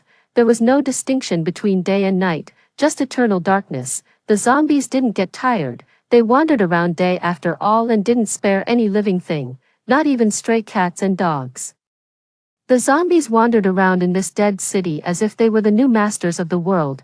No one knows if there's any chance of human survival, nor do they know if this devastating crisis can be overcome. All they can do is cherish every day they manage to live. At this moment, there was a loud noise in the sky, followed by ear-piercing alarm sounds and continuous rumbling explosions. Groups of zombies were rushing in one direction. There was a dark mass of them, charging forward frantically. Before long, the deafening roars and growls of the zombies sounded again. For a long time, the whole world was silent, as if everything had gone extinct. On the once bustling streets, there was only silence and desolation left. Many people were in despair. This time, I'll make them reap what they sow. Finally, one day in the apocalypse, there was a commotion on the street. After a long while, the doorbell of my house rang. I immediately became alert and looked outside through the peephole. There were several men in military uniforms, fully armed. Hello, we're from the rescue team and we're here to rescue you. In the originally pitch-black sky, a ray of light appeared on the horizon. As the first rays of dawn pierced through the thick clouds, a new day slowly unfolded on this land that had been shrouded in despair. The survivors rebuilt their homes among the ruins. They cleared the streets and repaired the buildings. The laughter of children echoed in the empty square again. The old people chatted leisurely on the benches, telling stories about the past and their hopes for the future. Story 2. In the second year of the zombie apocalypse outbreak, experts indicated that among 1 million people, one might possess antibodies. Survivor. Well, who is it then? I tried to keep a low profile because I am the chosen one, but it seems I can't hide it anymore. 1. Not far from the ruins of the building, I could still hear the zombies' growls, staggering under the harsh sun. I carried a large silver thermal box, carefully looking for a hidden spot to take cover. Gunshots echoed in my ears. Tired, hungry, I hadn't had a drop of water, and it had been 3 days, but I couldn't fall. The zombies I had startled were still chasing after me. Bang! The sound of a zombie colliding with my thermal box made me stumble and fall. Due to inertia, the box landed beside me on the ground. Without its barrier, a zombie pounced on me. I forcefully held back its neck. The slippery and cold touch made my scalp tingle, and the unique foul smell of the zombie hit my face. Was I really going to die like this? The noise from my struggle with the zombie attracted others roaming nearby. Feeling my strength slowly fading, the zombie's gaping mouth roared inches closer. But the vaccine wasn't even ready yet. If I died here, What was the difference from dying back at the base as Dr. Claire had struggled so hard to get me out? I faintly felt the sharp pain of the zombie's fangs piercing the skin of my neck. I desperately held on to my last line of defense. Despair overwhelmed me. I closed my eyes tightly, only one thought in my mind: it's over. Bang! A gunshot suddenly rang out extremely close to me, like a watermelon bursting open. Sticky liquid splattered all over me, but I couldn't be bothered by the disgust. Pushing off the fierce zombie that lay motionless on top of me, that gunshot, timely, had come just a second before the zombie could bite down. With great effort, I raised my arm and gave a thumbs up, signaling that I was still alive and conscious. As I slipped into unconsciousness, I squinted and saw a tall man looking down at me, his face still stern. My head hurt, my legs hurt, everything hurt, but the continuous pain was proof that I was alive. I had been saved. Captain, she's awake, I heard a young man excitedly shout. I struggled to sit up, but I had no strength. And I couldn't open my eyes. Surprisingly, the stickiness was gone, but the sore arms and slightly painful neck reminded me that the life and death struggle was real. Don't move, you've been unconscious too long, just lie back. I helped you clean up a bit, hope you don't mind. A dry, warm hand rested on my shoulder, its presence undeniable, being so close. I could even smell the faint scent of gunpowder on him. Thank you, I managed a weak smile, my hand instinctively reaching beside me, only to find emptiness. The thermal box, the box. Did you guys take the box? I asked anxiously, choking myself and coughing again. You mean that silver box? I put it next to you. The man patiently answered my question. My heart, which had been suspended in midair, finally settled back. Thank you, but it seems I can't see anymore. Losing sight in a world riddled with crises meant stepping halfway through the gates of hell. It might be that the pressure on an artery affected your optic nerve. I subconsciously clenched my clothes and nodded. The lively male voice seemed oblivious, and he curiously leaned in again. Miss, what's in that box that's so heavy? If it weren't for seeing you faint while holding it so tightly, we wouldn't have bothered with it, I said somewhat helplessly. It contains my family's ashes. The young man paused for a moment. Just as I was about to speak, I suddenly started coughing harshly. Max, water. I felt something pressed against my lips, and a man's voice close to my ear said, open your mouth. I tried to grab the water bottle myself but accidentally touched the man's firm and strong forearm. Feeling a surge of warmth pass through, startled, I choked. No one's fighting you for it, the man teased. With my face feeling slightly hot, I swallowed the last mouthful of water.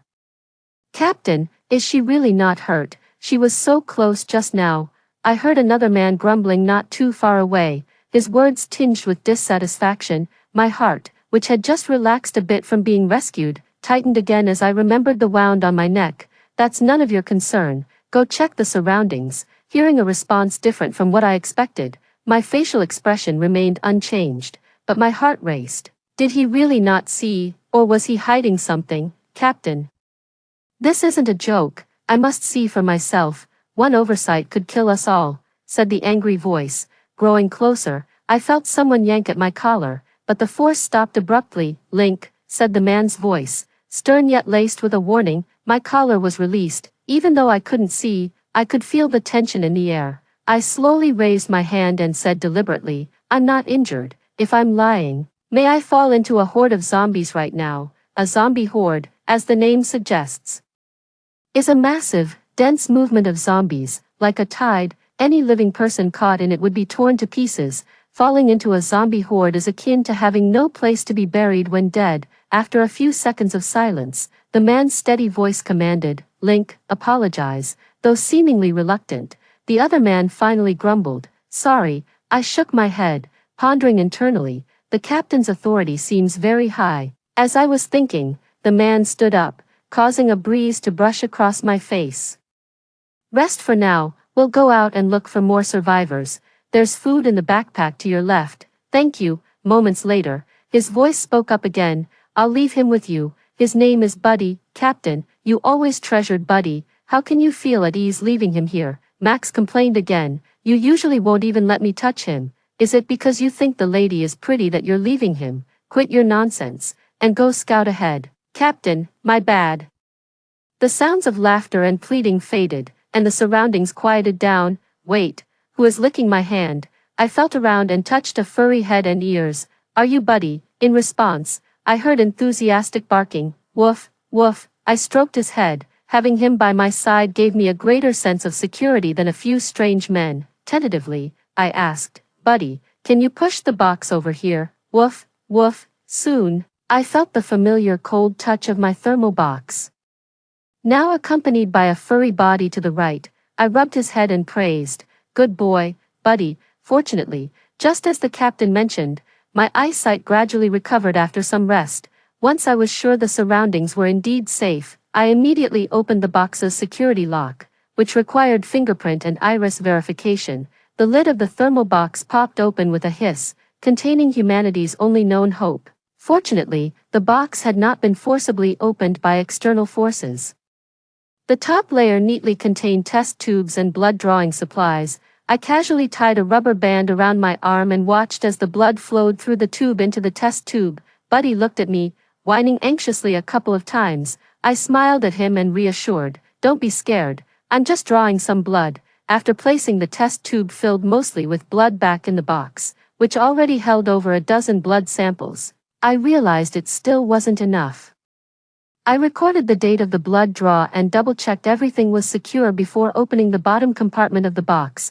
Inside was a tube of pale green reagent, chilling and flowing under a dim white light, appearing dreamy yet surreal. Scarlet, this is what we have developed based on your blood samples.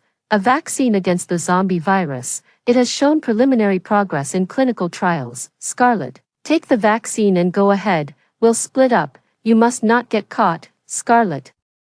Make it alive to the third base, Dr. Claire's voice seemed to echo in my ears as I closed the insulated box, tears slipping from the corners of my eyes. Dr. Claire, are you all right? I remembered her gentle yet firm smile when the vaccine first proved successful. We have hope now. Yet, on the eve of dawn, this yet-to-be-kindled spark of hope was extinguished by human hands. Dr. Claire, as the head scientist supported by the leader of our first base, was targeted without hesitation when an insurrection broke out. The base leader urgently evacuated Dr. Claire, myself, and a group of researchers to the third base, 500 kilometers away for refuge. As we were about to leave, Dr. Claire handed me the insulated box, instructing me, This bottom layer contains our latest vaccine achievements, the culmination of our research team's efforts. You must protect it, all right, but doctor, why won't you come with me, silly child? I am their target.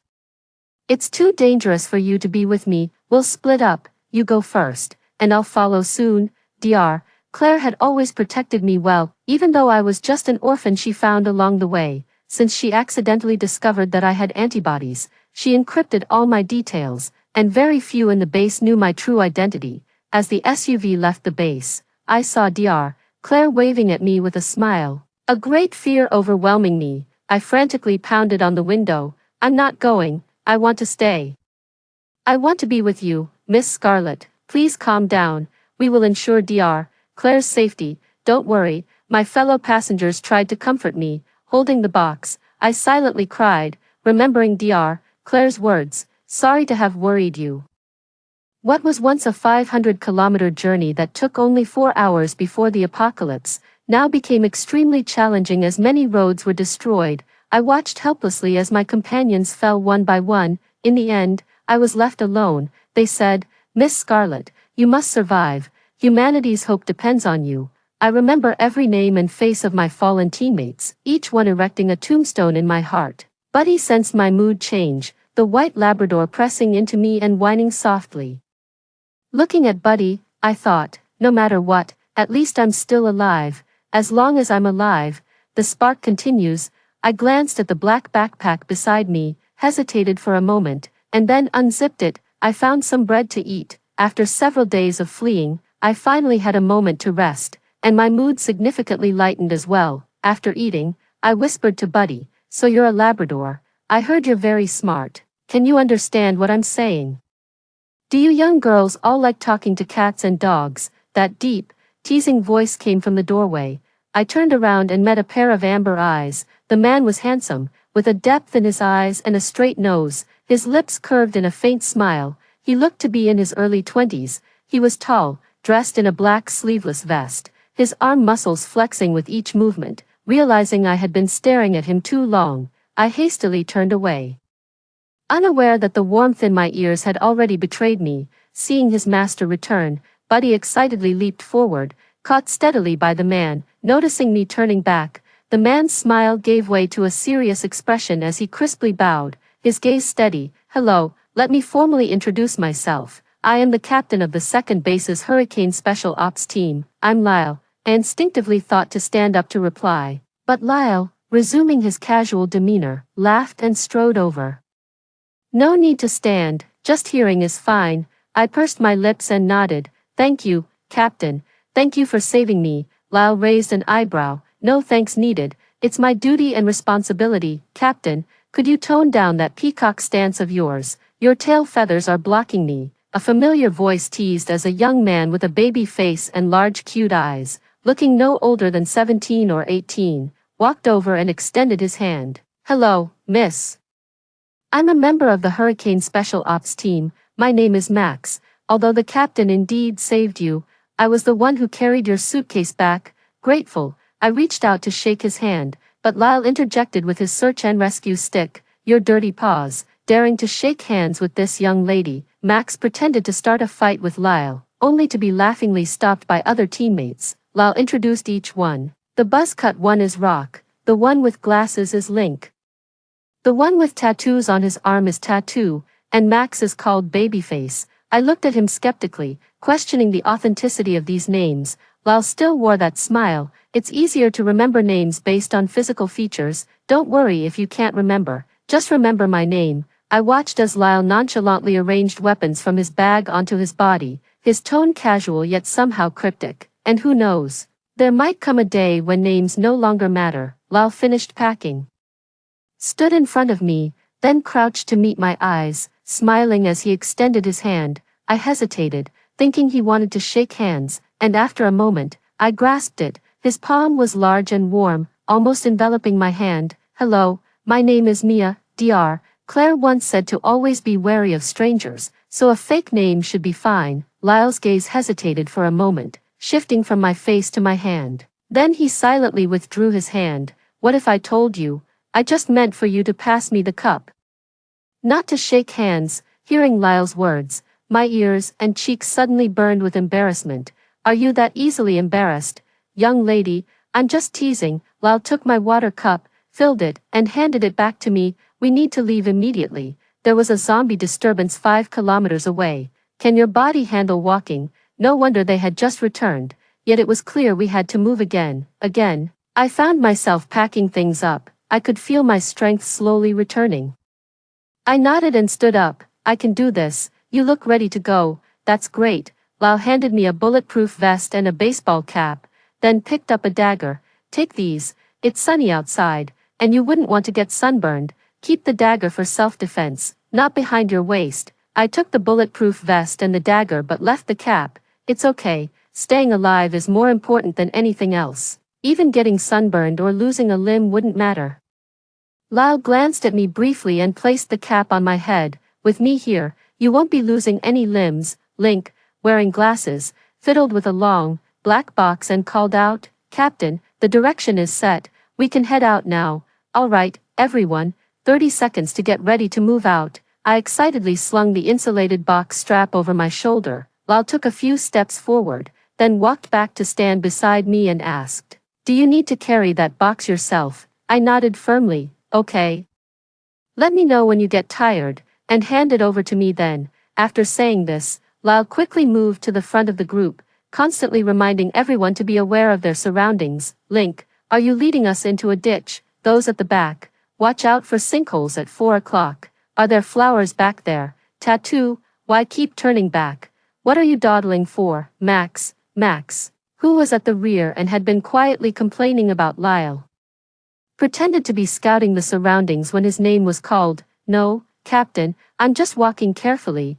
I laughed out loud, my gaze inevitably drawn to the tall figure ahead. Even after just one day of interaction with Lyle, I could feel his vibrant energy and the reliable, trustworthy aura beneath his seemingly casual demeanor. Perhaps, with Lyle's help, I could reach the third base. But before I had figured out how to approach him, an unexpected event occurred. Chapter 6.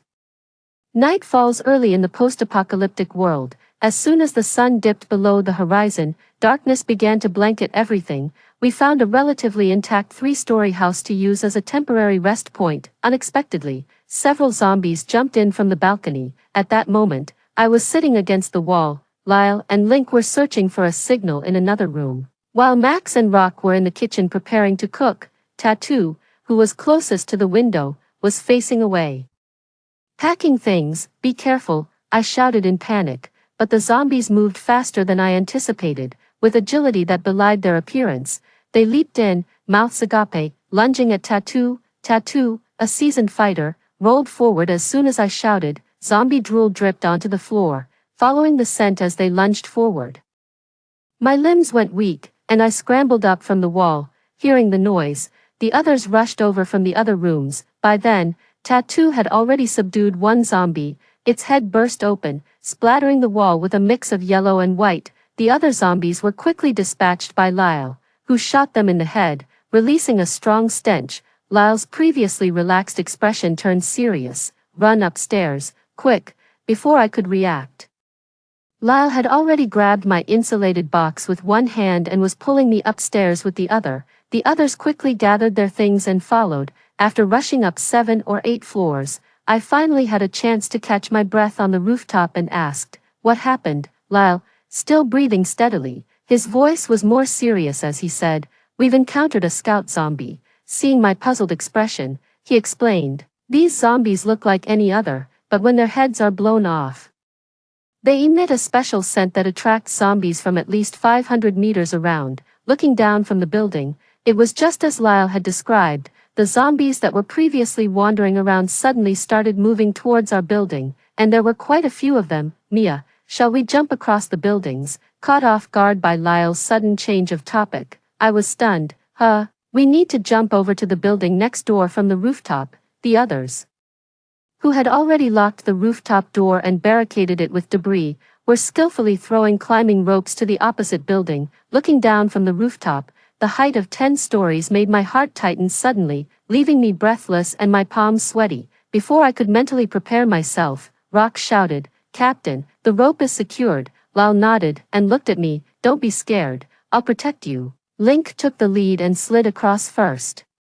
After signaling that it was safe on the other side, Rock Tattoo followed suit. Max secured Buddy on his back and also smoothly made it across. Now it was just me and Lyle left. Having been closely protected by Dr. Claire due to my special status, this was the first time I faced the harsh realities of the world outside the base so directly. My heart was pounding furiously. Scared, I shook my head. Not scared. In reality, sweat from my palms was dripping to the ground. I climbed onto the rope, trembling as I looked down at the thronging zombies below, packed densely together. Lyle's calm voice came from behind me. "Don't look down, look straight ahead." I closed my eyes and fumbled towards the other side when suddenly there was a commotion behind me. "Captain, be careful." Max's voice came from the other side, almost crying out. Turning back, I saw that the barricaded rooftop door had been breached by zombies at some point, and they were snarling, trying to squeeze through to tear Lyle apart.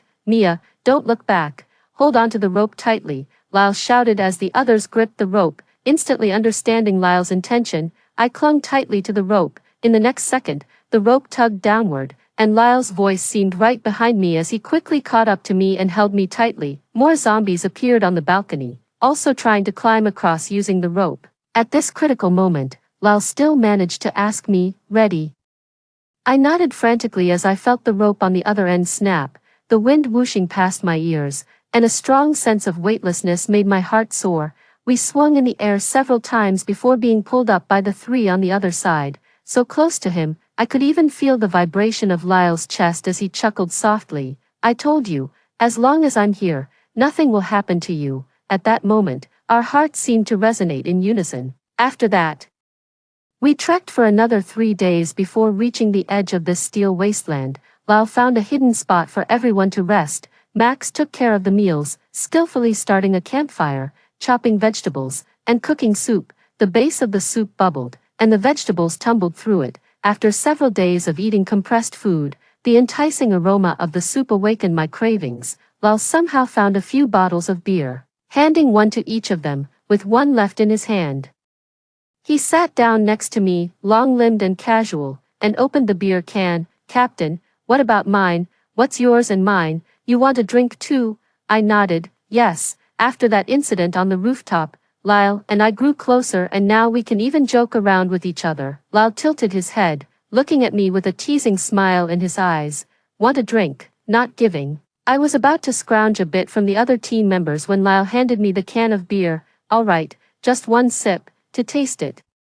I took it and gulped it down. Honestly, it wasn't tasty, bitter and a bit choking as it went down my throat. "Drink slowly, no one's fighting you for it." After I took a sip, Lyle casually took the can back and drank leisurely, looking quite content. The flickering firelight cast a sharp, handsome glow on his profile. He carelessly sprawled on the ground, hands crossed behind his head, looking relaxed. "Mia, is it just you at home now?" I nodded, then remembering Dr. Claire.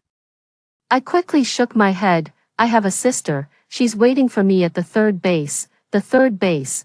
That's not far from our second base. Should I take you there?" I looked at him, surprised, as he brought up a topic I had been pondering for days. "If dinner's ready," Max shouted, and everyone cheered. It wasn't the right time to continue the conversation, so I held back, looking at the twinkling stars in the sky. I thought to myself, "Sister, wait for me.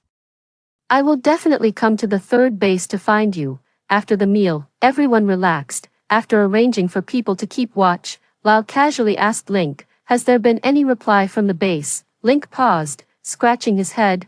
"No, not yet. I would have reported it if there was." Lyle glanced at Link indifferently. "All right." Then Lyle walked over to me. "Not sleeping yet. Be careful, you might not grow taller. I'm already 19. 19 can still grow, trust me." Faced with Lyle's nonsense, I decided to crawl back into my sleeping bag, but I didn't sleep well, so when someone called me, I was still a bit groggy.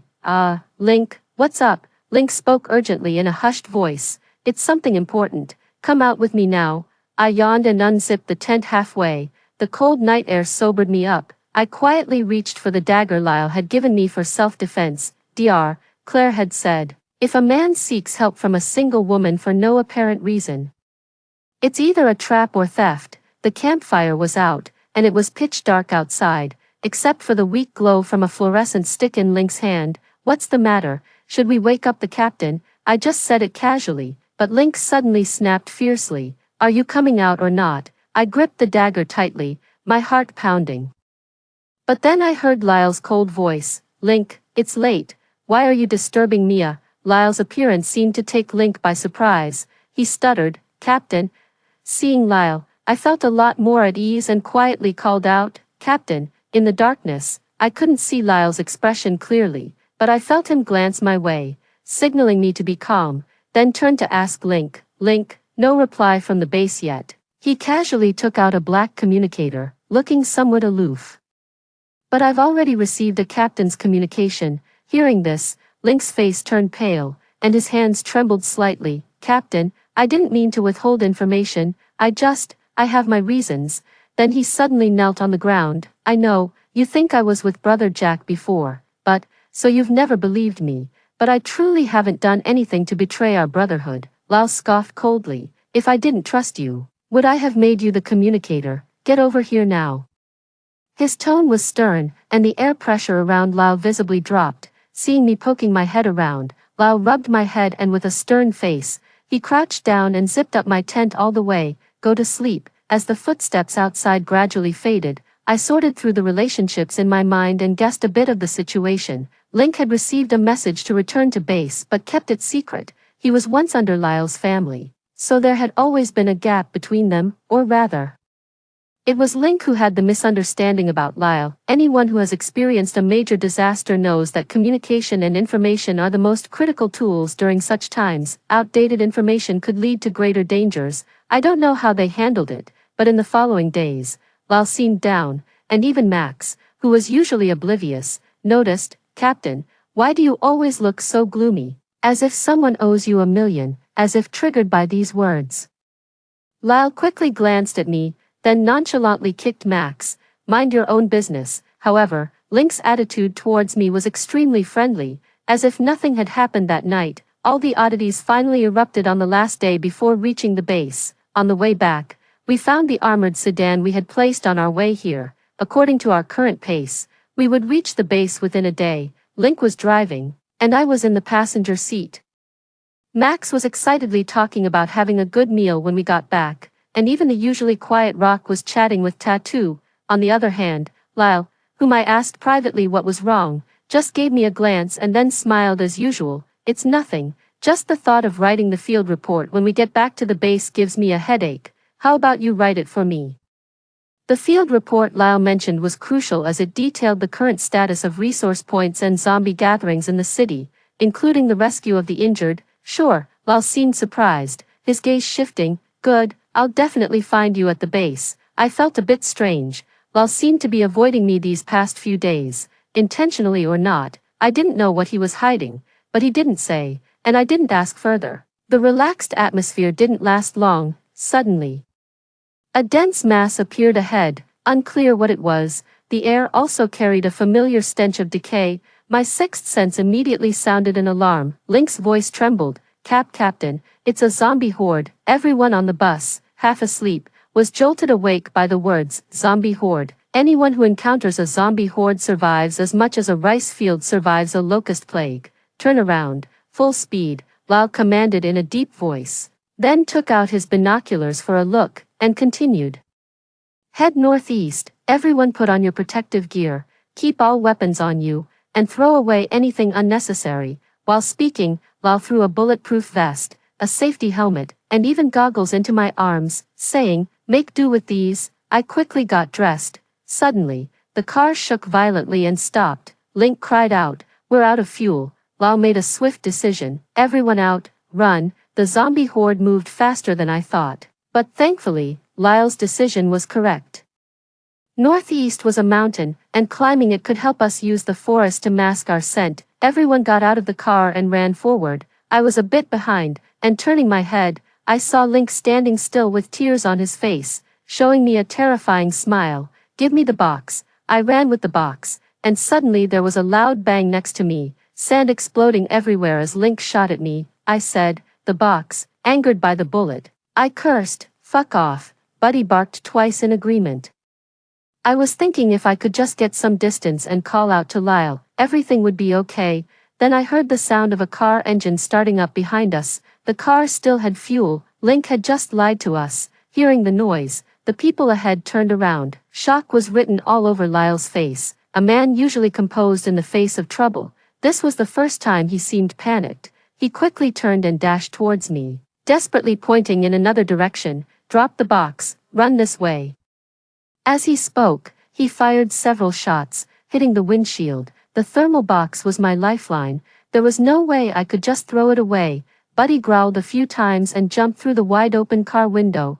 I heard Link cry out in despair, damn dog, get out. Then, the screeching sound of tires skidding and grinding against the ground came from behind. In the direction Lyle had indicated, there was a fissure in the ground. If Link drove over it, the car would get stuck. I couldn't avoid the fissure in time. Just as I was about to throw the box to Lyle, I heard several muffled gunshots and a faint dog bark, followed by bursts of yellow sand exploding beside me. Max yelled out, Buddy, and my heart sank. I couldn't afford to look back. I felt Lyle's arms around me, pulling me into a tight embrace. Then together with the box, we rolled into the crevice. The crevice, nearly 4 meters high, was cramped and it was difficult to find leverage in the vertical space. We were stuck, neither fully up nor down. Max's face, tear-stricken, peeked from above. He threw down a climbing rope. Captain, you're my only captain. I'll pull you guys up. Lyle was visibly frustrated by the naive young man. Have you lost your mind? There was no time to pull us up now. Then Rock's head appeared. Captain, Link got shot in the arm and ran away. I've told Tattoo to drive over, block this fissure with the car, and wait for the zombie wave to pass before we come rescue you. This plan was the most feasible under the circumstances, and Lyle agreed, urging them to run as soon as they were done. As for Link, now turned traitor, facing a zombie wave alone, his chances were slim. Wait, I have a lure here that can attract zombies within a 10-kilometer radius. If you get a chance, throw it, and remember to come back for my thermal box. While talking, I quickly opened the box and tied several blood-filled test tubes to a rope. Lau looked at me intently, and I nodded at him. Trust me, do as she says, and throw it far away, Lau commanded without hesitation. Soon, even the small gap above us was jammed tight by the car wheels, plunging us into darkness. All I could hear was Lyle's faint breathing next to me. We had done all we could. Now, it was time to leave it to fate. Mia, I'm sorry. Lyle's voice was barely audible.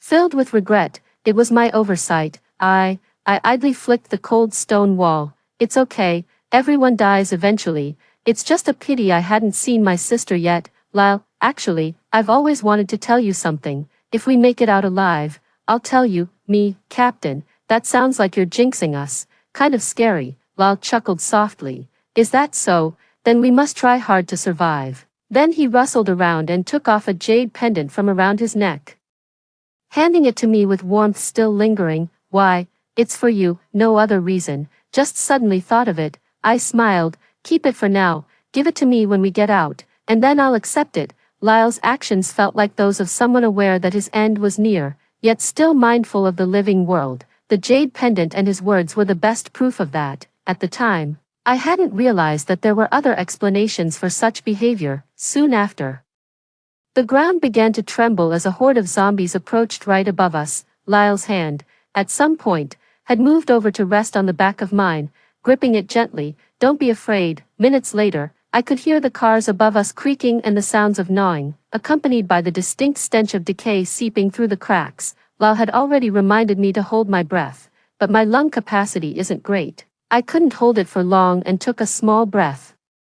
The shaking above intensified, a sliver of light broke through, and there were signs that the armored car was being moved. I whispered very softly, Captain, is there a way to hide our scent? Lyle glanced at my lips, his Adam's apple bobbing slightly as he nodded, noticing his gaze. I thought since it was going to happen anyway, I might as well lean in and kissed Lyle on the lips. Lyle's eyes widened in disbelief, but he quickly took control. I read in his eyes a hint of, you brought this upon yourself. Despite our efforts to minimize our breathing and presence, the car was suddenly flipped over with a loud bang. A larger zombie got stuck in the crack and couldn't get through, only able to roar madly from above, drawing more zombies to the spot. Lyle grabbed his gun, trying to climb out to divert the zombies.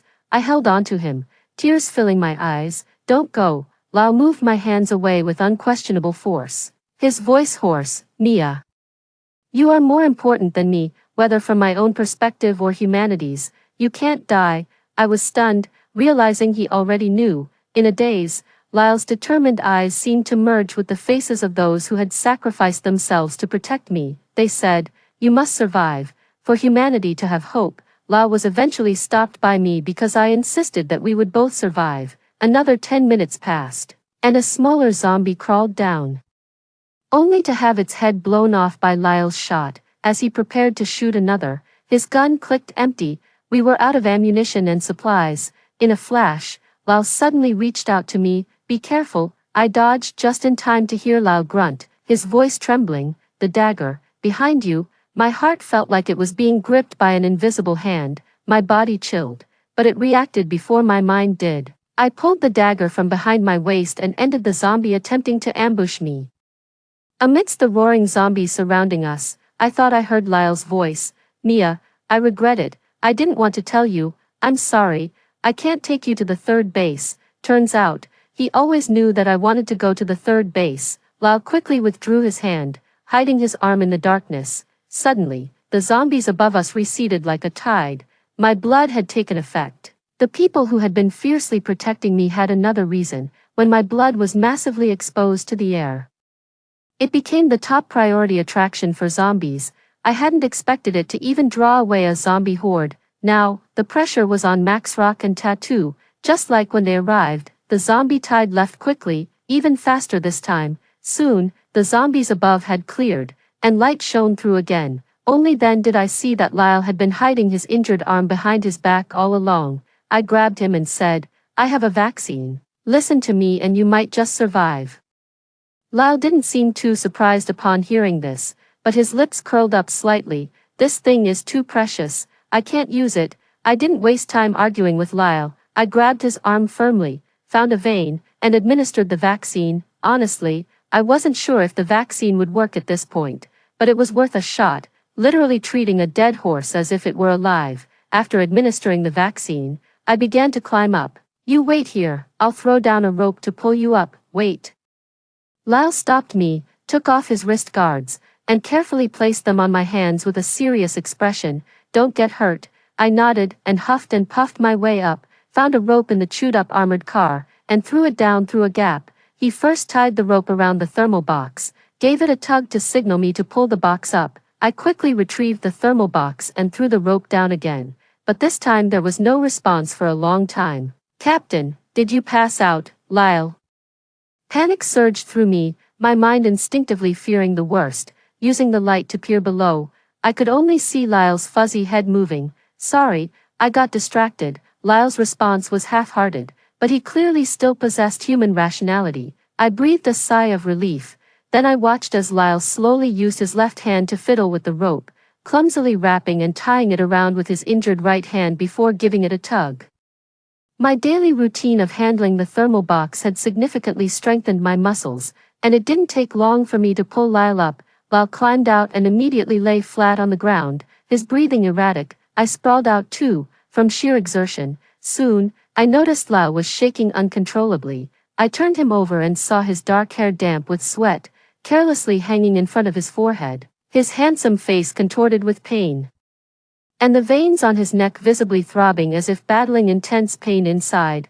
I gently tended to his wounds, even in agonizing pain. Lyle clenched his teeth and didn't make a sound. After the vaccine injection, some people experience severe rejection reactions, Dr.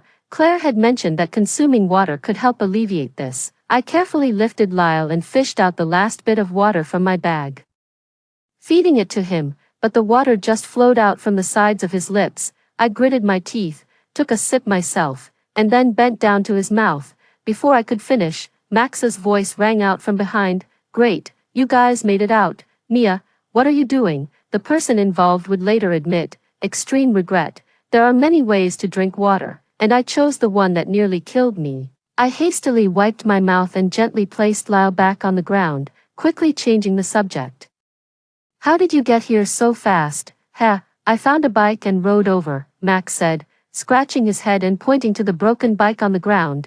I chuckled and praised him for being awesome. Caught by Max while seemingly taking advantage of his captain, I felt a bit embarrassed. Fortunately, this kid was raised quite naively by his captain, and was easily distracted by my change of subject. An hour had passed since the vaccine injection, and other than a fever, Lyle didn't show any other symptoms. Typically, those infected with the zombie virus show symptoms within an hour, so it seemed Lyle was safe for now. Not long after, Tattoo and Rock also returned, panting and covered in mud from head to toe, clearly having had their own rough time. Rock took out 4 well-preserved test tubes from his jacket. I was truly impressed. Scarlet, that was incredibly effective. Just 3 of those flares, and the zombie went wild like a mad ball. The owner of that blood is truly remarkable. As the aforementioned remarkable blood's owner, I awkwardly coughed twice, took the 4 test tubes, and put them back in the insulated box. I wasn't sure if they would still be usable, but since they were already with Claire, I didn't want them to go to waste. After a brief moment of joy, everyone saw Lyle still unconscious and teary-eyed. Tattoo pounded the armored vehicle hard, fuming. That damn Link, it's inhuman what he did. How did my shot go wrong? I should have just shot him in the head. Rock, with tears in his eyes, said, you saved our captain. We can't thank you enough. If you ever need anything at the base, feel free to ask us. It must be said, Lyle's team was very tight-knit, except for Link. Max silently wiped his tears and then began to dismantle his bicycle. Max, I'm going to build a cart for the captain to push him back. I was skeptical about the nearly deflated pair of tires. Then, the still unconscious captain had a new mode of transport, a small 2-wheeled trailer armor board crafted by Max. On our way back, we also found Buddy. It was quietly curled up in a corner, stiffly maintaining the position of licking its abdominal wound. its pure white fur soaked with blood. I picked a flat spot to dig a hole and placed it inside, then found a plank to carve its name. Buddy was a brave and fierce little girl. If it hadn't jumped into the car and distracted Link at that moment, I might have been run over by Link then. Above the horizon, the sky was blood red from the setting sun, coloring half the sky. Dusk approaching. Buddy, good night. Upon arriving at the second base, Lau was immediately taken away by the base's doctor, and the Hurricane Task Force members also went to report back. The base arranged a private apartment for me, and the living conditions could even be described as luxurious, except for the 2 armed guards stationed at the door. Supposedly, to protect me. I knew then that the base's people would come looking for me. On my 3rd day at this base, there was a knock at the door. I opened the door expressionlessly, only to be embraced tightly by the person in front of me. Lyle let go of me and raised an eyebrow. How about it? Missed me? I nodded earnestly. Of course. Lyle seemed surprised by my response, blinking dumbly, a blush spreading across his handsome face. Ahem, I was just joking. Have you been resting well? Seeing Lyle trying to change the subject, I played along. Pretty good. After some small talk, Lyle finally took out a jade pendant from his pocket. I mentioned before, when I got out, I wanted to tell you something. Lyle hesitated, searching for the right words. Well, take this for now. You must keep it. Must keep it. I looked at him leisurely. Suddenly, he knelt on one knee before me, solemnly placing the jade pendant in my hand. Lyle, solemnly present this family heirloom jade pendant to Scarlet. I quickly added my real name. Lyle paused, then accepted it gracefully. Solemnly present to Miss Scarlet. All this for a gift. I thought he was going to confess his feelings. Got excited for nothing. Lyle stuttered. I haven't figured out how to say it yet. Let me teach you. I gently lifted Lyle's chin, looking into his incredibly soft eyes, and said, I like you. Be my boyfriend. Lyle responded affirmatively. In that pose, I planted a kiss on his lips. Lyle's breath faltered for a moment, and he stood up to respond to me. Eventually, he leaned one hand against the wall and the other cradled the back of my head. Sorry to interrupt. A woman's voice suddenly chimed in from the doorway. I hastily pushed Lyle away. Lyle had been so excited when he came in that he forgot to close the door, though he had sent the doorman away. Now another woman had appeared. Lyle gently kissed my cheek before reluctantly stepping back. Mom, could you knock next time? I was about to knock since I saw you near the door, the neatly dressed, stern-looking woman said with a gentle smile. She gave me a courteous nod. Hello, I am Vera, the head of the second base. It's a pleasure to meet you, Comrade Scarlet. Commander. Hello. I immediately stood straight to salute. Relax, young lady. Strictly speaking, I'm retired. You can call me Auntie, or like Lyle does. Lyle whispered. Mom, stop teasing Scarlet. Vera turned to Lyle, her expression instantly stern. Is it your place to speak? I stifled a laugh and patted Lyle on the back. It was unexpected that the renowned squad leader at the base was just as docile in front of his mother. I turned to Lyle and said, Go get a glass of water. I'll chat with your mom. After speaking with Vera, I learned she and Dr. Claire were old friends, which is why Dr. Claire's confidential letter had reached the second base during the chaos at the first base. It meant Lyle's initial mission included rescuing me, although he didn't know what I looked like, only a name, and I had initially given a false one. Only when Link received Brother Jack's message, which included my photo, did Lyle learn my true identity. Rest assured, I've dealt with those who leaked the information. Currently, only the Hurricane Squad members and I know your identity. Also, Dr.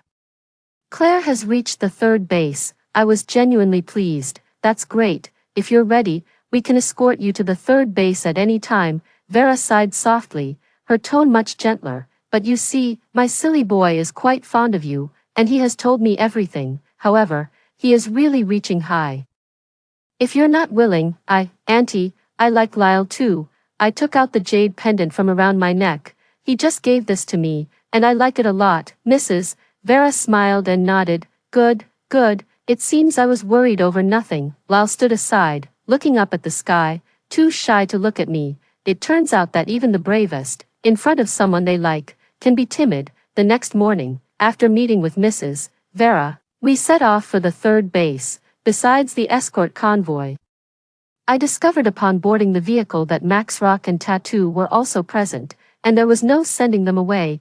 We traveled safely and tirelessly, finally arriving at the third base the next afternoon. Dr. Claire had chosen the third base not only because it was relatively close but also because it was formerly a well-known university town. The campus still had well-preserved biochemistry labs and quantum computers, along with a group of surviving experts and scholars in relevant fields.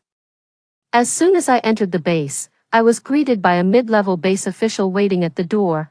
"Welcome, Miss Scarlett. I'm in charge of hosting you. You can call me Frank. Please follow me this way." "Lyle, I'm going with her." "Frank, don't worry, you have other arrangements." After connecting with the third base, Dr. Claire informed me to bring Lyle along as he would be a valuable observational specimen. Following Frank through a series of turns, descending by elevator into the depths, I was greeted by the expansive view of a vast research base. As I walked through, the scientists passing by would stop and look at me with eager eyes, but Dr. Claire was nowhere to be seen. "Comrade Frank, why don't I see Dr. Claire?" I asked. "Dr. Claire is at a meeting," Frank replied courteously as he led me to a single room. "Please rest here for now.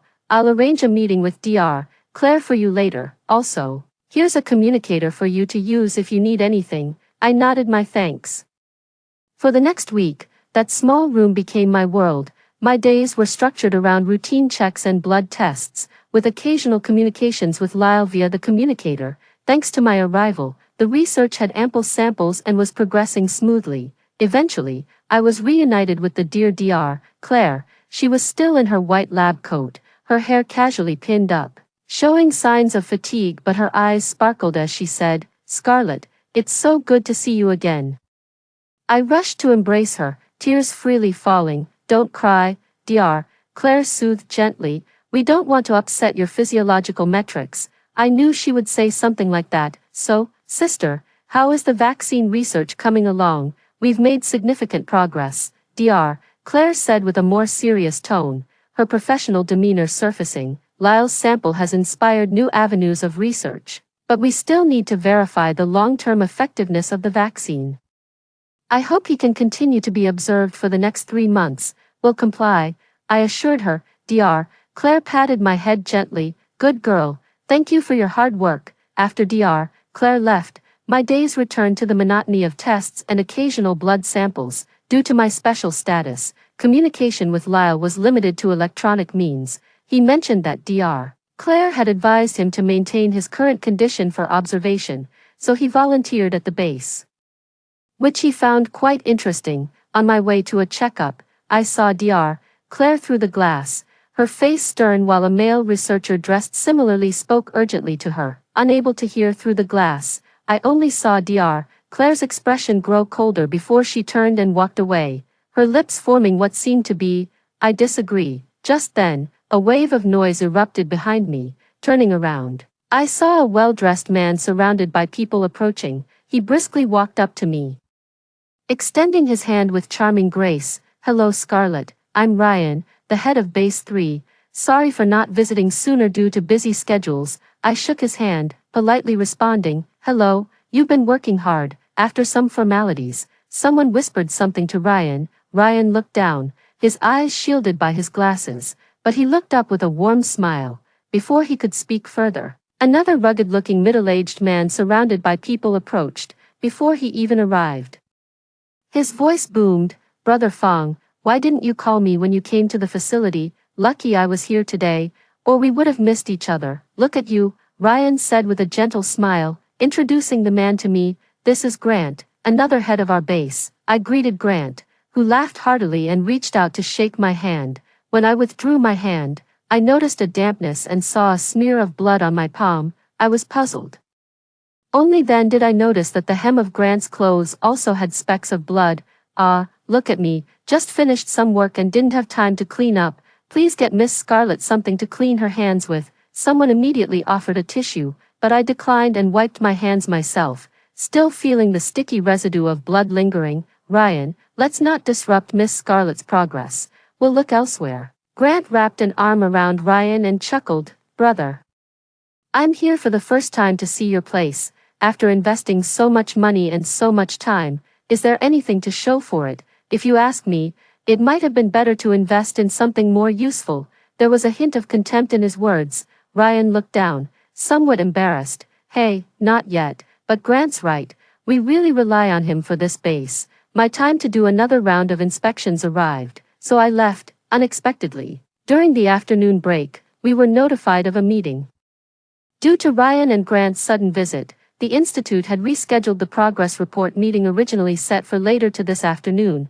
As a key member of the Fire Seed project, I had to attend. I thought I was the only one dozing off, but to my surprise, someone in the front row was also sleeping, snoring even louder than me. Ryan signaled for a pause in the meeting and gently tried to wake Grant, but ended up having to push him. Grant woke up startled, grumbling.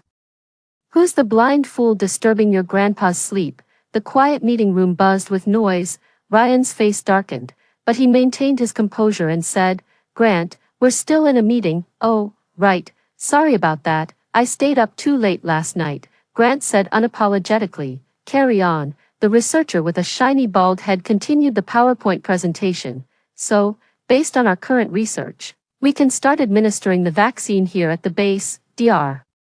Claire stood up with a stern face. "I disagree." Hearing my sister's voice, I immediately woke up. Among the older researchers, she looked conspicuously young. I recognized the researcher on stage arguing with my sister earlier in the day. His name was Ocean. Ocean looked stiffly towards Ryan. Ryan gently said to Dr. Claire, "Dr. Claire, how about we let Director Max finish his report, and then we can discuss?" Dr. Claire sat down again, still looking cold. Grant couldn't help but comment, "Bro, what's with the mixed signals? Are you messing with me?" Grant's comment might have been a joke in private, but saying it during the meeting seemed a bit tactless. Listening to the whispered gossip around me, I understood why he was in charge of the base. It was a matter of timing and luck.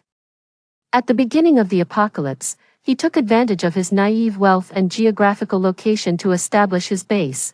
As more people joined, the base attracted more talent. Ryan was one of them, using his excellent management skills to enhance the reputation of the third base. Ryan nodded and smiled. "We're just starting out. Let's hear more analysis from the professionals to see if it's feasible." All right. Grant yawned. "Let's finish this meeting early." The meeting continued. And fortunately, Grant didn't make any more surprising comments until the end.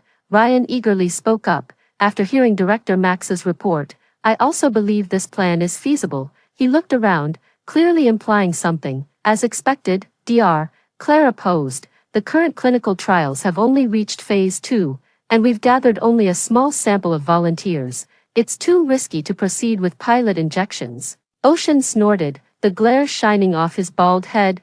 "Claire, times have changed.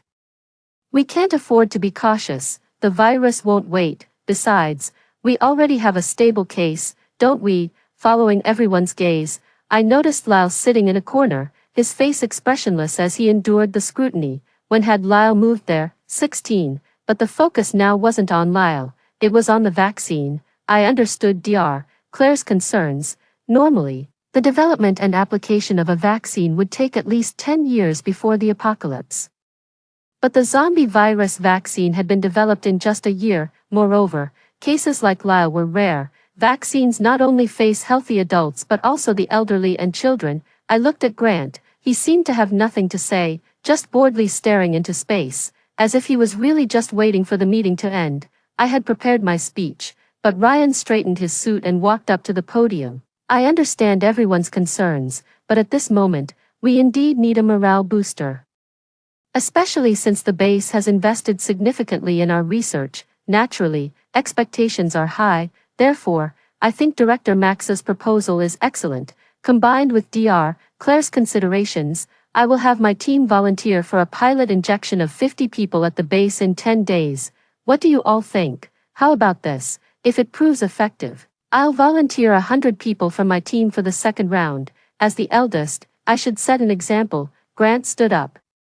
"Let's settle on this," and dismissed the meeting. "All right, let's do as Grant suggested." An invisible pressure emanated from Ryan's words, and everyone else in the room quickly agreed. "No problem, we support this." At this moment, Ocean grinned triumphantly and strutted off the stage. "Claire, even though you've studied more than us, experience still comes from practice. You're young and have much to learn, Dr.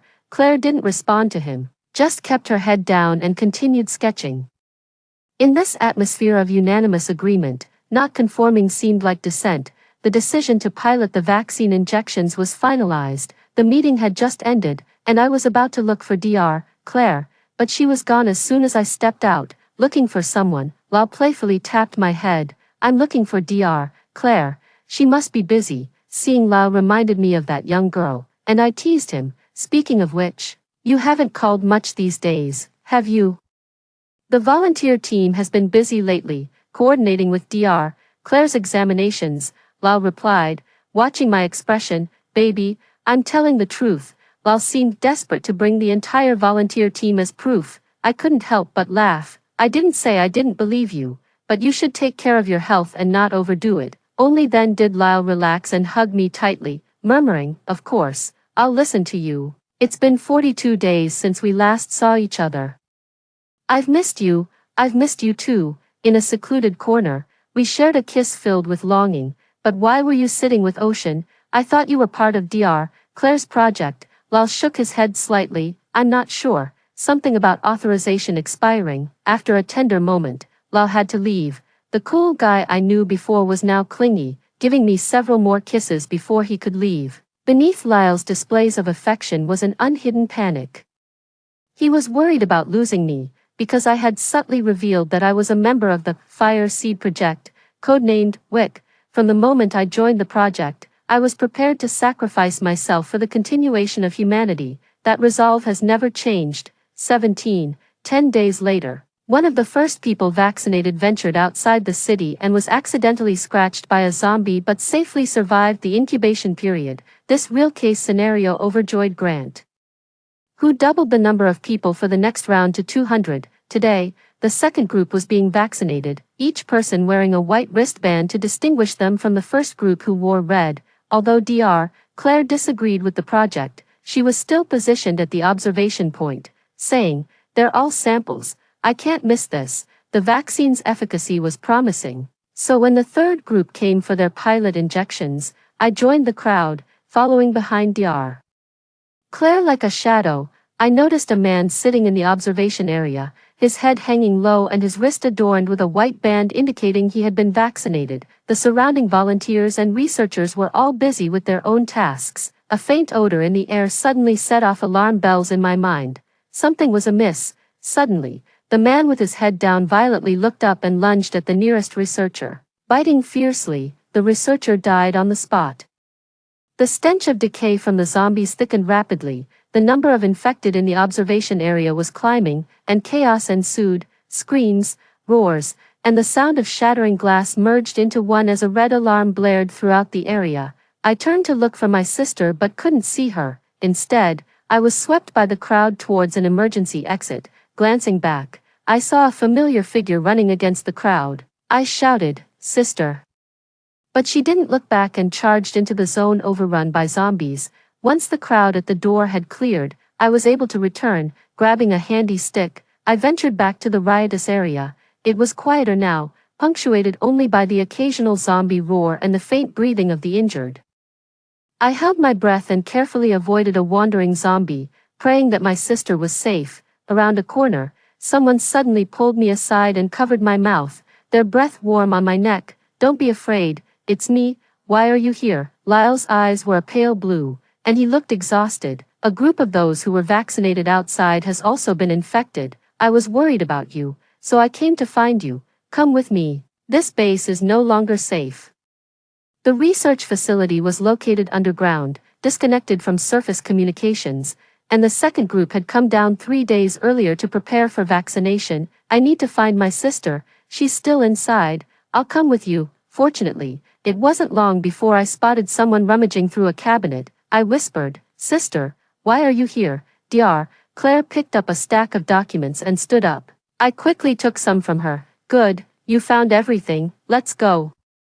I knew she had returned for the data. We dared not use the elevator and had to climb over 10 flights of stairs. Halfway up, Dr. Claire slapped her forehead, realizing she had forgotten some equipment and insisted on going back to get it, telling me and Lyle to go ahead. Lyle's communicator beeped, and as soon as he answered, Tattoo's anxious voice came through, "Boss, hurry, the car is ready, Dr." Claire was seemingly gentle but incredibly stubborn, a common trait among geniuses. Knowing I couldn't persuade her, I simply arranged a meeting point. "If I don't see you, I won't leave." Once on the surface, Lal kept me protected behind him. As zombies wandered past, I hid in the bushes while Lal peeked out to check the surroundings. Suddenly, several panicked individuals ran in, gunfire erupted, and they fell to the ground. Blood soaked into the white wristband of one of the fallen men, who gasped with his last breath, "You traitor, Grant will not let you get away with this." Bullets again hit the fallen man. The gunman turned out to be Ryan and his men. Lyle couldn't dodge in time and faced Ryan directly. Before Lyle could speak, Ryan raised his gun and fired, shouting to his men, "He's infected too, shoot him." Lyle rolled away agilely and quickly took cover behind a wall. "Ryan, have you lost your mind? Oomph. Who told you to side with Grant's volunteers?" Ryan sneered, his back teeth clenched tightly. "I'm the boss of this base today." Lyle signaled me to run, then drew Ryan and his men away. "Is that so? Let me ask Grant about that first." Realizing I couldn't help and might even be a hindrance, I simply left. The base was in chaos, but I managed to navigate through it surprisingly smoothly. I reached a hidden exit of the base. Upon seeing the familiar figures of Rock and Tattoo standing in front of the vehicle, Lyle was already there waiting. Lyle urged me to get into the vehicle first, as he stood by the door ready to meet Dr. Claire. The brief moment of rest made me think of the man who initially seemed so gentle. I never imagined that power could completely transform someone into an unrecognizable devil. Soon, Ryan appeared anxiously not far away, bringing people along with him. Lyle and I exchanged a glance, sensing trouble from his expression because behind Ryan was Dr. Claire. "It was all a misunderstanding just now. Ryan, have not been a good host. How can I let our esteemed guest leave just like that?" Ryan still wore his gentle smile. "Why not stay a few more days?"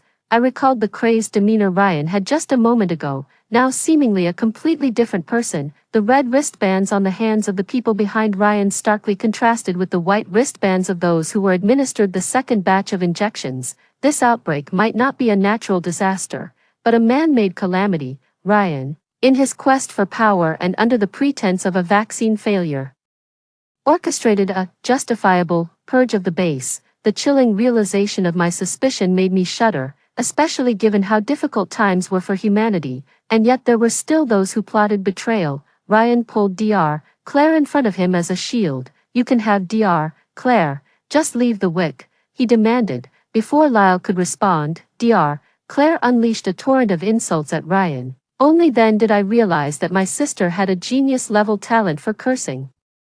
Enraged and embarrassed, Ryan slammed the butt of his gun onto Dr. Claire's forehead, causing blood to flow from the wound. I was about to rush forward when Lyle, with a gesture, silently warned me to stay back. In a cold tone, Lyle said, "Release Dr. Claire, and I will offer myself as a hostage in exchange." "What use are you?"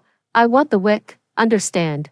Ryan retorted, his confidence perhaps bolstered by a perceived victory over Grant. A red dot targeted Ryan's forehead, and from a distance, Max efficiently completed his task. Caught off guard and leaderless, Rock and Tattoo provided covering fire from behind the vehicle as Lyle pulled Dr. Claire back into the car. While he lay by the door shooting at the pursuers, we finally escaped from the third base, and I breathed a sigh of relief. Just as I was about to call out to Lyle, he had already crawled into the trunk on his own. I understood his concerns. The vaccine he had received hung over him like the sword of Damocles, with no one knowing when the dormant zombie virus might erupt. Dr. Claire, aware of his worries, scolded him lightly. "Are you questioning my scientific abilities? The relapse in those people was due to the old man Ocean tampering with the deactivated vaccine. You can be completely assured about the one you received," she reassured. Still skeptical, Lyle didn't respond. Dr. Claire then turned to ask how I was feeling and if I was still in good condition. I nodded. "I'm okay, just sore all over. I really wish someone could give me a massage." Max, ever the instigator, volunteered. "I'll do it," but Lyle swatted him away and silently moved from the trunk to my side to massage my shoulders. I pulled him closer by his collar and kissed him. "Thanks," Lyle blushed, unable to look me in the eye. after returning to the second base, we tried multiple times and finally made contact with the northern official base, with the support of official resources and manpower. Vaccine research progressed rapidly. In the fourth year of the apocalypse, a safe and stable vaccine was successfully developed and officially put to use. Society gradually began to regain order. At the end of the fourth year of the apocalypse, or rather at the end of 2039, human society was preliminarily rebuilt. Dr. Claire and I were invited to the official New Year's celebration, where I, as a representative, lit the ceremonial torch. This was a tribute to the Seed of Fire project. The wick, igniting a wick, the seed of fire burning, illuminating every hopeful soul in adversity. This was perhaps the most modest celebration ever, but also the most anticipated by the people of Blue Star, a celebration that marked the passing of the old and the ushering in of the new. A renewal of all things, due to her years of research. Dr. Claire, at the age of just over 40, her hair had already turned graying. Recently, she planned to dye it completely white, saying that it would appear more reassuring to her patients. Lau mysteriously took me to another place, saying, "You're definitely going to like it." When I arrived, I found that the reservoir was like an enlarged version of my open silver thermal box. After the disaster, we didn't build a memorial but chose to construct large infrastructure projects. We engraved the names of known victims on a dedicated memorial stone wall. This reservoir was one of those infrastructures. Above the reservoir stood a huge sculpture of a vaccine, symbolizing the enduring spirit of humanity. Disasters come like a flood, with some sacrifice.